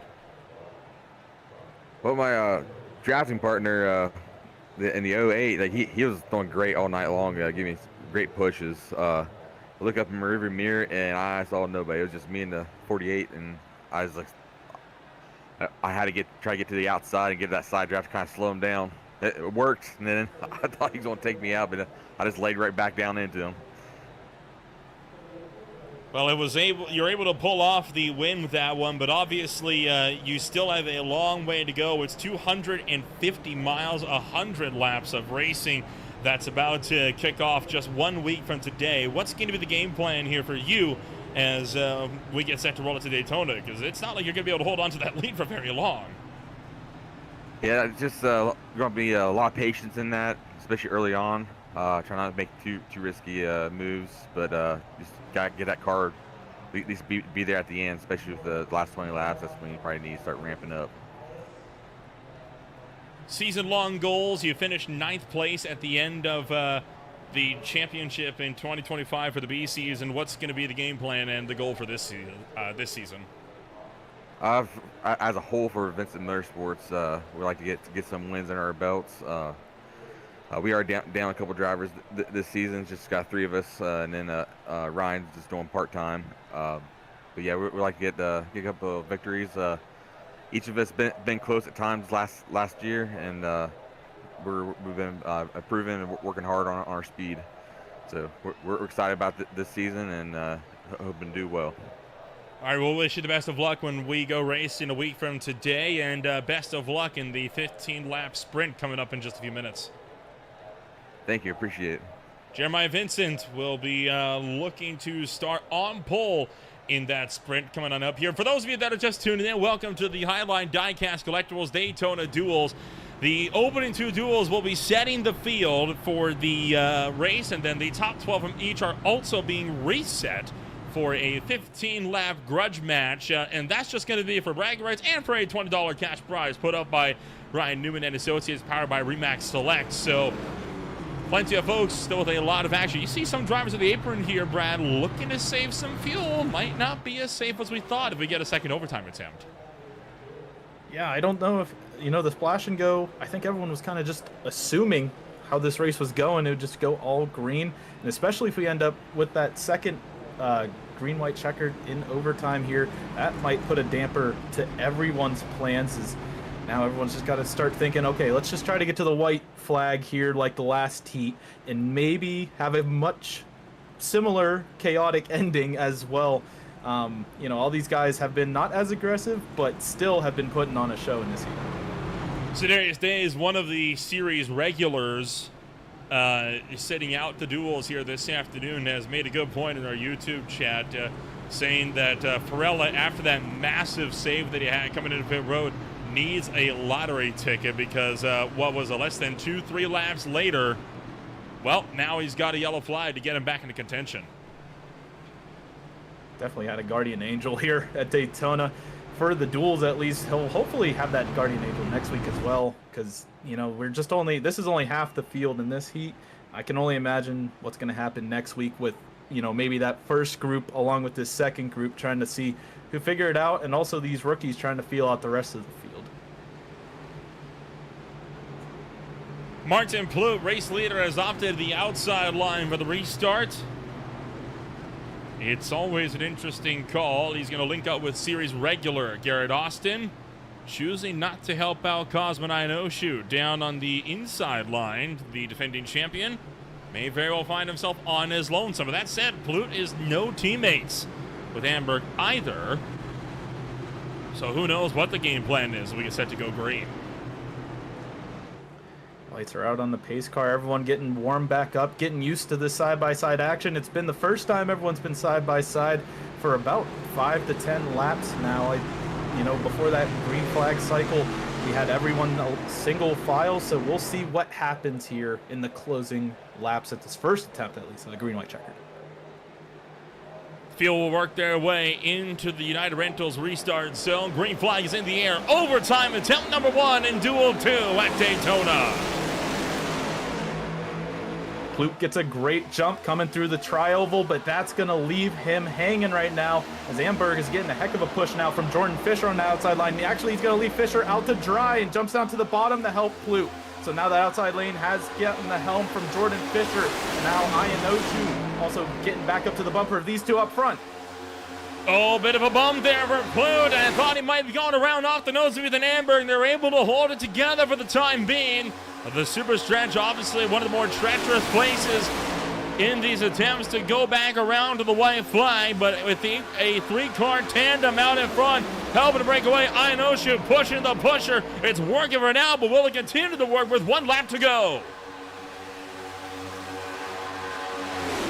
The white flag, so anything goes after this. Plout is going to have a heck of a run coming down the front stretch here. He's got nothing on the outside right now. The bottom line is being the primary line, as you have Amberg and Ionoshu down there, but if anyone wants to make a move, they got to get some sort of support on that outside lane. Halfway down the backstretch, past the Le Mans chicane on the inside. Plout, Amberg, Ionoshu remain the top 3. Amberg starting to pull clear. Ionoshu backs up. He's trying to set up a run. Ionoshu goes high. He's going to pull rookie Jordan Fisher with him. Fisher tries to go it alone. Martin Plout to the middle line. 2, 3 wide for the race lead. Into the tri-oval. Contact. And around goes the field. Martin Plout holds on to win it. And it's the big one across the line. Everyone got a little squirrely there coming through the turn, or the Acosta start finish line, except for Martin Plout. Seemed like he was a stone wall sitting there, and he's gonna take it home. Boy, a tough break for the field on that one, but they are able to pull it together as Martin Plout brings it up with the race win. Amberg in second, Fisher in third. That is going to do it for duel number 2, and well, it's grudge match time as the pack has their top 12 drivers lined it up, getting set to battle it out here in this one. And actually, it looks like they're getting everyone caught up into the main field of this one, as it's a 43-car field getting set to line it on up. I'm not sure if they're actually going to allow all 43 cars to line up, but that sure is the case so far, as we get set to go race for 15 more laps before the end of this race tonight. The say, maybe they're trying to give us a preview for next week. It might be a little bit, if everyone joins in on this. I know a lot of drivers left if they finished outside of the top 12, but right now, at least grid-wise, they haven't disqualified anyone yet.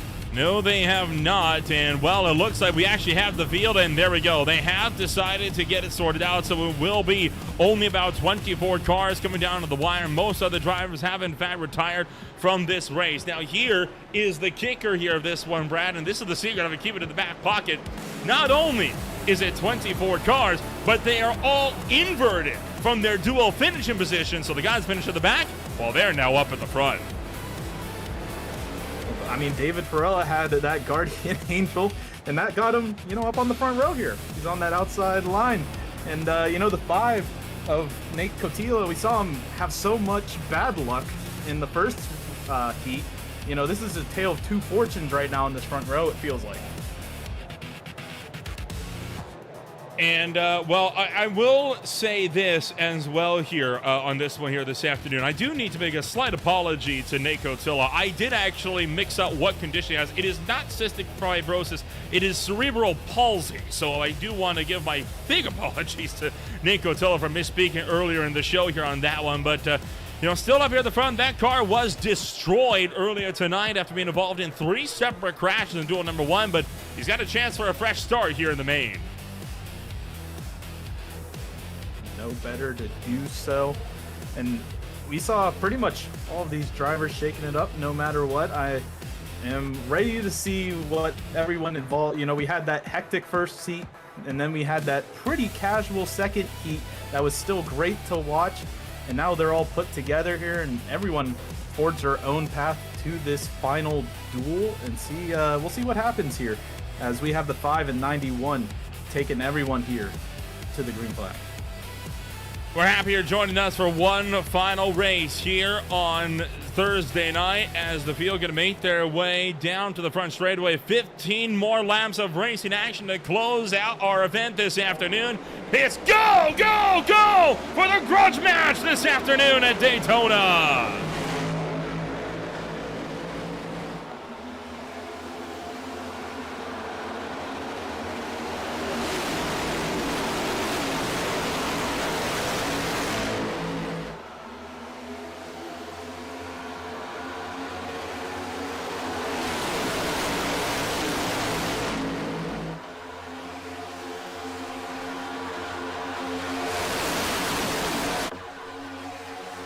And boy, did not take them long to start going 3 by 3 wide. It is a 34-car pack this afternoon, way more than the intended 24 in the field. But boy, I'm sure we're not complaining here in the booth, are we here, Ben or Brad, as they're 3 by at the line. Absolutely not. Everyone just trying to figure out where they can get some prime real estate and try to push on through this field. You can see this middle line is starting to form and has a significant... Oh boy, and it's on. Tail of the field, 5, 6, 7 around. The big one early on will slow us down early on just lap number 2.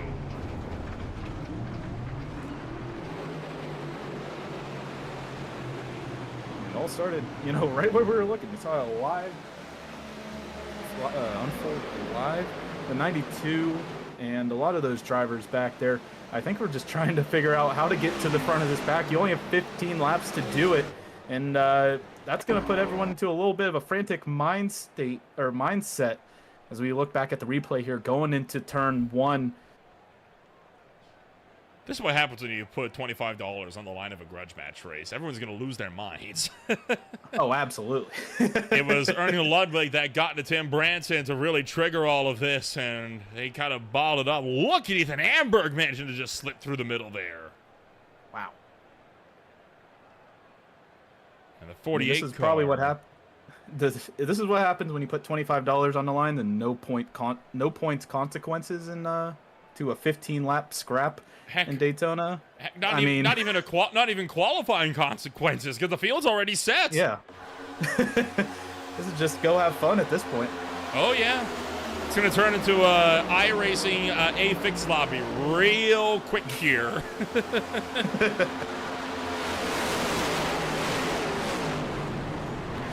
Couple of cars having some very lucky moments. Ethan Amberg was among them. This is what Amberg saw as he was able to punch his ticket right through the middle of this.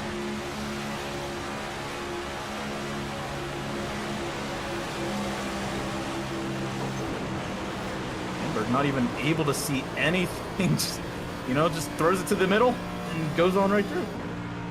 Couple of dings, but I'm sure he'll take that. Then Nicholas Cone further down the field had this.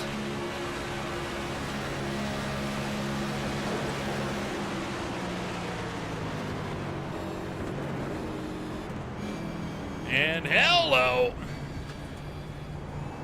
As I say, doing a great job of keeping the car relaxed, and no one must have been the last car in line able to break on through that whole thing, and just a little jump scare there from the 92. 12 laps to go in this one. We already talked to our Duel 1 winner earlier tonight. So, Brad, what do you feel if I pass you on down to our Duel 2 winner, Martin Plute? I think that would be a great idea. Martin Plute has joined us up here in the booth. Martin, you got a copy under caution here? Yeah, how you guys doing? Oh, pretty good. Well, it was a pretty quote-unquote tame race comparative to Heat 1, but nonetheless, that 81 ended up on the top step of the podium in Heat 2. Take us through those final laps, and especially after you saw that caution come out. Yeah, caution coming out in the situation we were in probably wasn't the worst thing. Cosman and I were kind of lone ducks out there, and I think we might have had a little bit of a problem.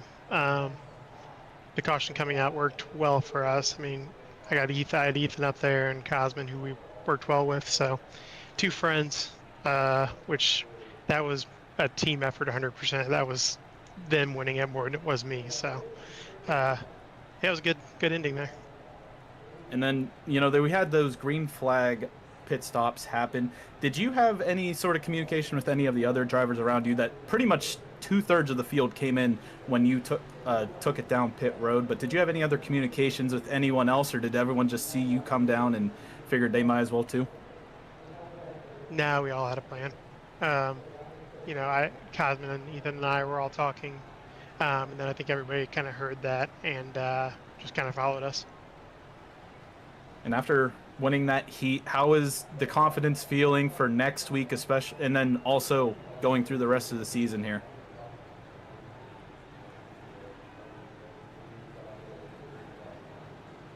Sorry, had somebody talking in my ear. No, you're good. For next week, I mean, it's Daytona. It's going to be a crapshoot anyways. Normally, I like starting in the back in these races, so starting up front is going to be weird. But it'll just be a matter of trying to find a spot, settle in, and avoid the chaos that was the first heat. Well, while we have you up in the booth here, and it looks like we're coming to 1 to green here, is there anyone you'd like to shout out or give a little hi to in chat? Well, you got to shout out the people that won the race, so Cosman and Ethan, and you guys for broadcasting. It'll be fun to go back and watch that one. That kind of got chaotic. I don't even know who pushed me at the end. I got a shove from somebody, and I think it raised my my speed about 10 miles an hour, so I'll have to go back and see what happened there. But yeah, it's a good time. Well, good deal. Well, Martin, we'll let you get back to it, and we'll talk to you later here next week. All right, enjoy whatever this is about to be. And that was your Duel 2 winner, Martin Plute. And Nolan, seems like he's, expecting a lot of the same of what we've kind of seen in that first heat, and a lot more aggressiveness next week at Daytona. Oh. And what you're seeing here is the reason why Stephen Kirby has been disqualified from this race. That is what Iverson considers driving backwards on the racetrack, and it'll get you DQ, yeah. So missed the stall, probably would have been best to just go around and try again.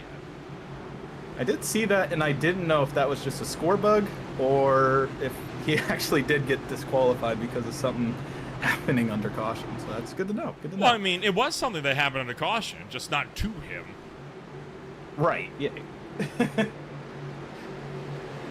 Well, the field is gearing up, and it'll be a 10-lap dash as we get set to go back to the start-finish line in the Grudge race this afternoon.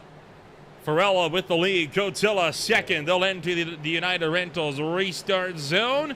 Green flag back in the air, and racing action is underway. TJ Hanley did a great job of pushing that 91 up in front of everyone else. Actually, now Nate Cotilla is going to drop down to the bottom lane, and that's going to leave the 43 of Terrell Wheeler to actually now file back down to the bottom lane. Everyone on the outside line kind of pushing it down to the bottom lane. As you see, it gets a little further on back. That's where the side-by-side action begins, about 7th on back.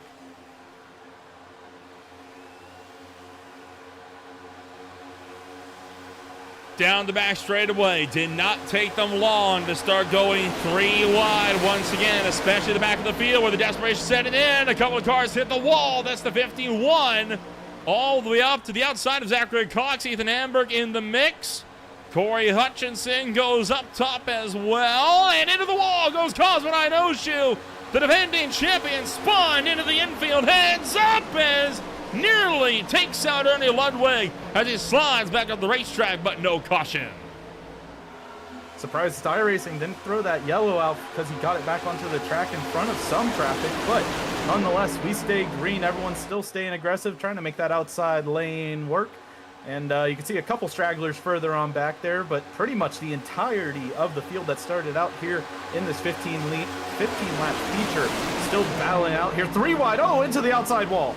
Into the outside wall for a moment. They're still able to do a good job on holding it together, but man, turn 3 seems to be the trouble spot here in this 15-lap Grudge as Farella continues to lead the way at the stripe.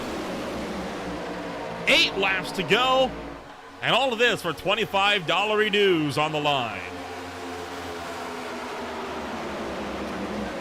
Check at the end of the night. I think this is probably what everyone was looking forward to once they got through their heats. You know, they could at least have a little bit of fun here tonight. And unless you're David Farella, you got 8 laps to figure out how you're going to get through all of this mess right now. You can see, especially for those cars further on back that are actually 4 wide, it looked like for a little bit there.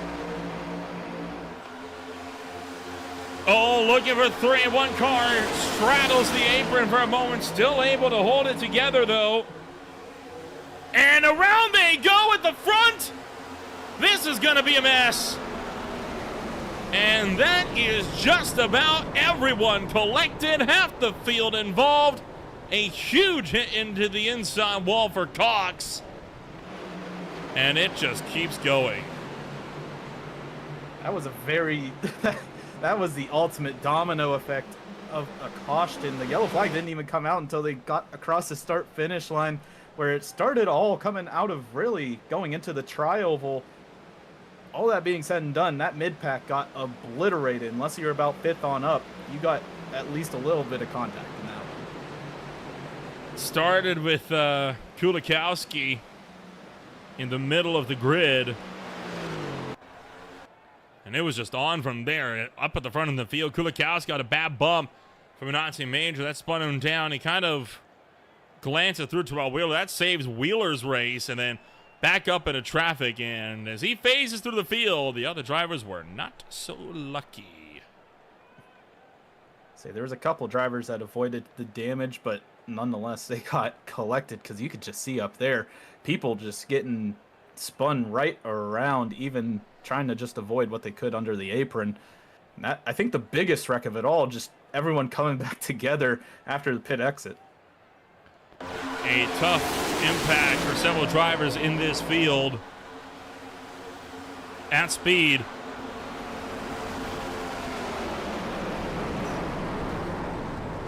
Watch that at Cox 51 just strike that inside wall big time, and then on top of that, drivers got spun around and careened into fellow competitors. What a tough break for this field. Now, I want to get a very unique look at this incident here. We are going to look on board with the iRacing pace car. It is not often we get the chance to get an angle of what it looks like from the inside, but boy, you'll get a good angle of it here as the field comes on through. And hello, mama, as the field comes sliding across the nose. And at that point, if you're a pace car driver, you're probably thinking, it's like, okay, so I'm playing a slalom to get out of pit road now.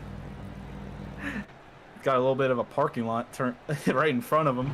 Luckily, he didn't have to worry about anyone hitting him. That's probably the biggest concern if I was at least sitting in that driver's seat. But all that being said and done, he eventually made it back onto the track, it looked like there.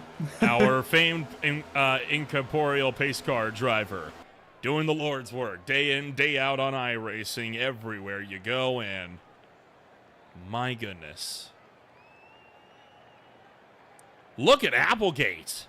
Right, did Applegate actually make it through that? I think he did. Cutting right through the middle of the field.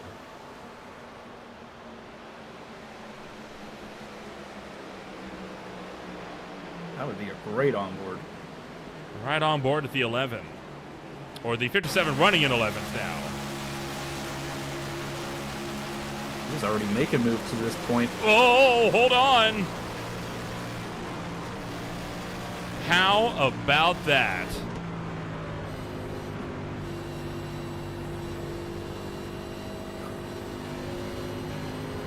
Nobody making it out of there. You could just see still they're wrecking back there, and I don't even know if anyone made it out to that point.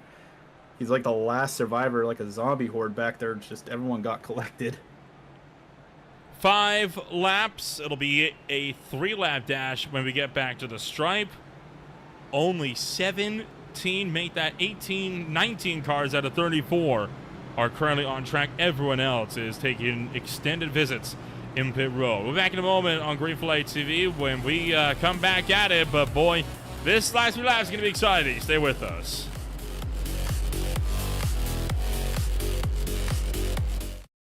Racing isn't easy, but experiencing it is. iRacing puts you in the driver's seat with the industry's leading sim racing game. Drive on laser scan replicas of the greatest racing circuits from around the world. Go head-to-head against other drivers chosen by skill-based matchmaking to ensure competitive racing at every level. Compete across all your favorite series. In officially licensed cars, engineered to deliver the most accurate driving experience possible.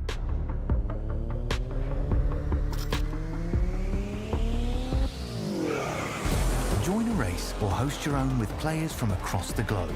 Race against the computer or in a league with friends. Feel the thrill behind the wheel. Visit iRacing.com.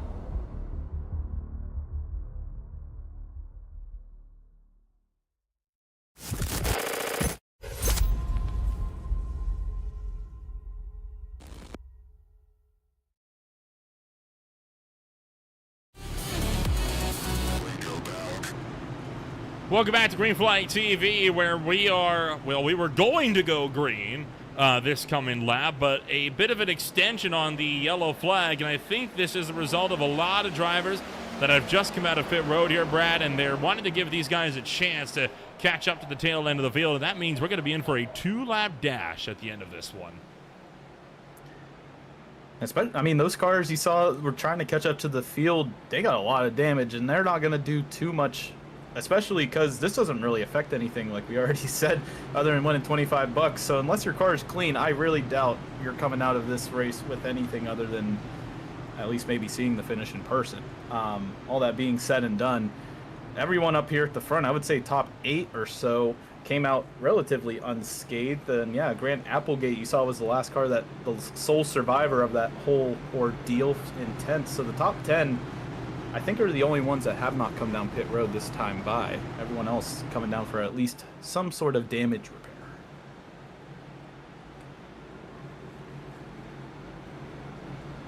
All of this will take us into the final laps of racing action here this afternoon. What we can do here is we can go over again what the opening races of this Thursday night championship are going to look like after today. Of course, we already talked about it once, but next week it is, of course, going to be the season opener for the Highline Diecast Collectibles 250 at the Daytona International Speedway over 100 laps. Following that is the New West Contractors 170 at the Elko Park Speedway, and the final race in February will be headed out to the Circuit of the Americas. It's been a while since we swung out to Austin, Texas here in Speed Cup Series competition. And the final race of the first race in March will be the Hillbilly Motorsports 140 at Phoenix, and then it's the 2026 Highline Diecast Collectibles Bracket Challenge, where we'll be seeing Las Vegas, Darlington, Martinsville, Pocono, and Bristol playing host to a mini in-season tournament for 5 weeks. That's going to be quite the fun ride for a lot of this field here, Brad. Yeah, absolutely, especially ending that bracket in Bristol. I can't think of a better place to duke it out at, the greatest Coliseum in the world at Bristol. But that's a good collection of also different lengths, different types of speedways, and different types of altogether action that we can see here in the Speed Cup Series for that in-season title. But also, to start out the season, Daytona and Echo Park are two, I think, that a lot of drivers are happy to see on the schedule and that offer a lot of great racing and action. As of tonight, obviously, we had a big one in, I think, each of the races pretty much. So, all that being said and done, these two at the front also, Nolan, have not gone away of Nate Cotilla and David Farella. It has been the Farella and Cotilla show from the drop of the green flag here on this one, and I do not anticipate that to change at all in the closing 2 laps drive. Although, to be fair, they haven't been able to go green for more than a lap or two to be able to try it. And, well, trend's show might be very similar here this afternoon as we'll make our way down to the start-finish line. And this is going to be it here. Just 2 laps to go. We are still in regulation time. But another yellow flag pushes this race into extras. They'll enter the Night Rentals restart zone. Green flag is in the air.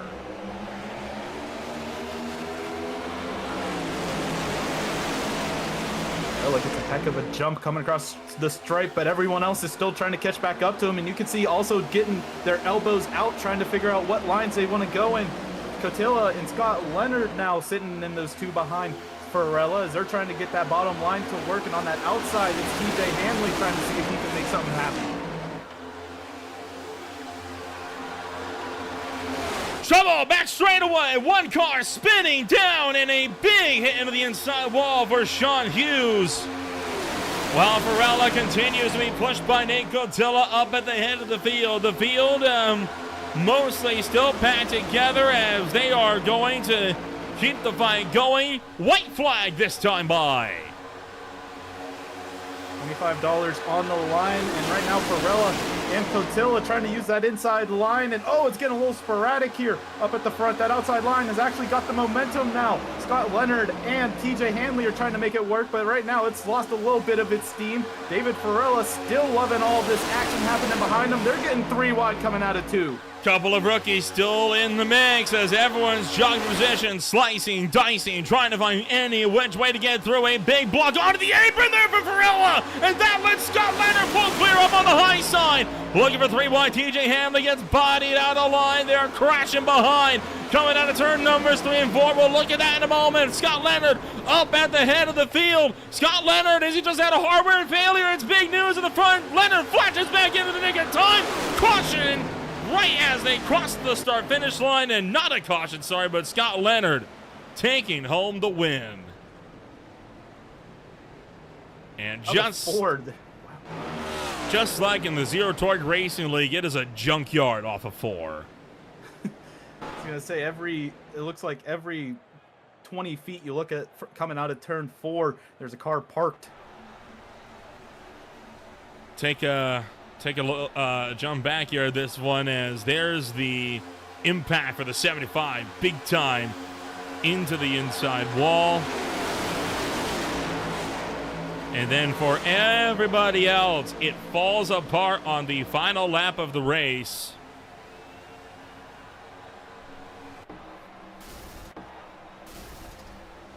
They went 4 wide, and that just doesn't work at Daytona. Jesus, somebody just rocketed on through there, got a lot of positions, but yeah, that is a parking lot coming out of 4, and then we saw that all unfold. 4 wide again. Coming across the stripe. Cool. That'll do it.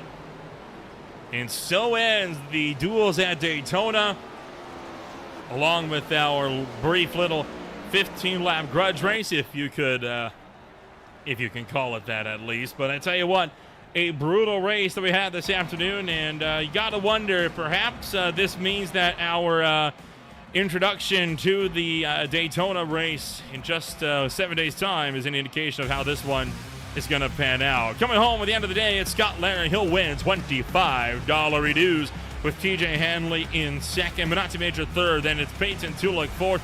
Varela fifth. It's Barrett, Cotilla, McFadden, Vincent, and Wheeler for the top 10. Still 4/10 behind Applegate, and then you got Ethan Amberg, Zachary Cox, Nicholas Coate, Garrett Austin, Phillips Scott, Ryan Newman, Ernie Ludwig, Ronnie Norman, and Adam Kolakowski finishing your top 20. And back to the field from there, you got yourself Tim Branton, Jason Gracias. It is going to be Corey Hutchinson, Jason Chu, Stacey Hunter, Sean Hughes, Parker, Sue Cup, Jordan Fisher, Josiah Vincent, and Flute for the top 30. And the field rounded out, by Kirby, Ionoshu, Hausman, and Goldman, with everybody else not taking it to the green flag. But, boy, what a ride we had here this afternoon, Brad. We'll get the chance now to get a chit-chat in here to your race winner here at the end of the afternoon, Scott Leonard, who was able to come home number one here today. At least I hope we'll be able to get in touch with him. I don't know if I can find him. There he is. He was hiding from me, but we have been able to catch up to Scott Leonard. And for the first time, Scott Leonard will visit the Green Flag TV broadcast booth from Victory Lane. Scott, you win yourself $25 here at the end of the day. How does it feel after quite the charge there on the final lap? That was a lot of fun. We had a good time there. 08 TJ and I had talked coming to that restart that we wanted to try to get together, and it worked out, so we could. He gave me a good push, and then Joey Barrett in the middle, I kind of blocked him and got a push and got out in front of them 3 wide. Overall, a very stellar race for you on this one. Kind of talk us through how you think your season is going to go, because obviously the duels is one thing, but the season opener is quite another. Are you happy with that qualifying spot? Not happy with the qualifying spot from the duels, because I didn't run too well in the duels. I just got lucky on the invert on this race and got to start up front. So hopefully it can be a little bit better. I wasn't real good with, pushing or getting pushes real well in that duel. It was a good learning thing. So hopefully with a longer race, I can get up to the front.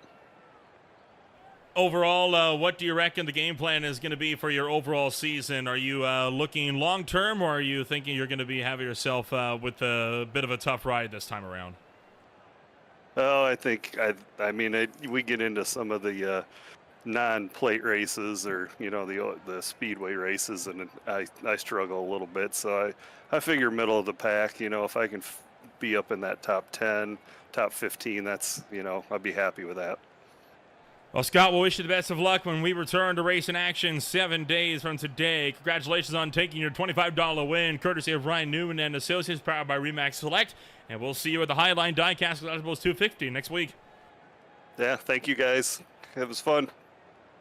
Scott Leonard comes home number one here this afternoon. And, Brad, that brings us to the end of our show here this afternoon. Overall, quite the aggressive race that we had. And that 250-mile race, it's going to be something. Absolutely. I mean, this race here, we didn't even make it to 250 here tonight, technically. But I think a lot of drivers will use this week as at least some sort of practice to what the ending of next week's going to look like, and made some friends along the way, other than, maybe making $25. I think a lot of drivers at least can use this for momentum next week as trying to get their season started on the right foot. Well, when we go racing next time out, it is, of course, going to be tomorrow night, where the Zero Tour Racing League takes to the Texas Motor Speedway. The VSCA Sports Car Championship is out at Long Beach. If you like no track limits racing, well, head on out to the Virginia International Raceway. It's going to be quite the slugfest with off-road trucks and rally cross cars for a 2-hour enduro, followed by the SRA IL Truck Series at Phoenix. Pace returns for their season finale in Toyota GR6s on Sunday.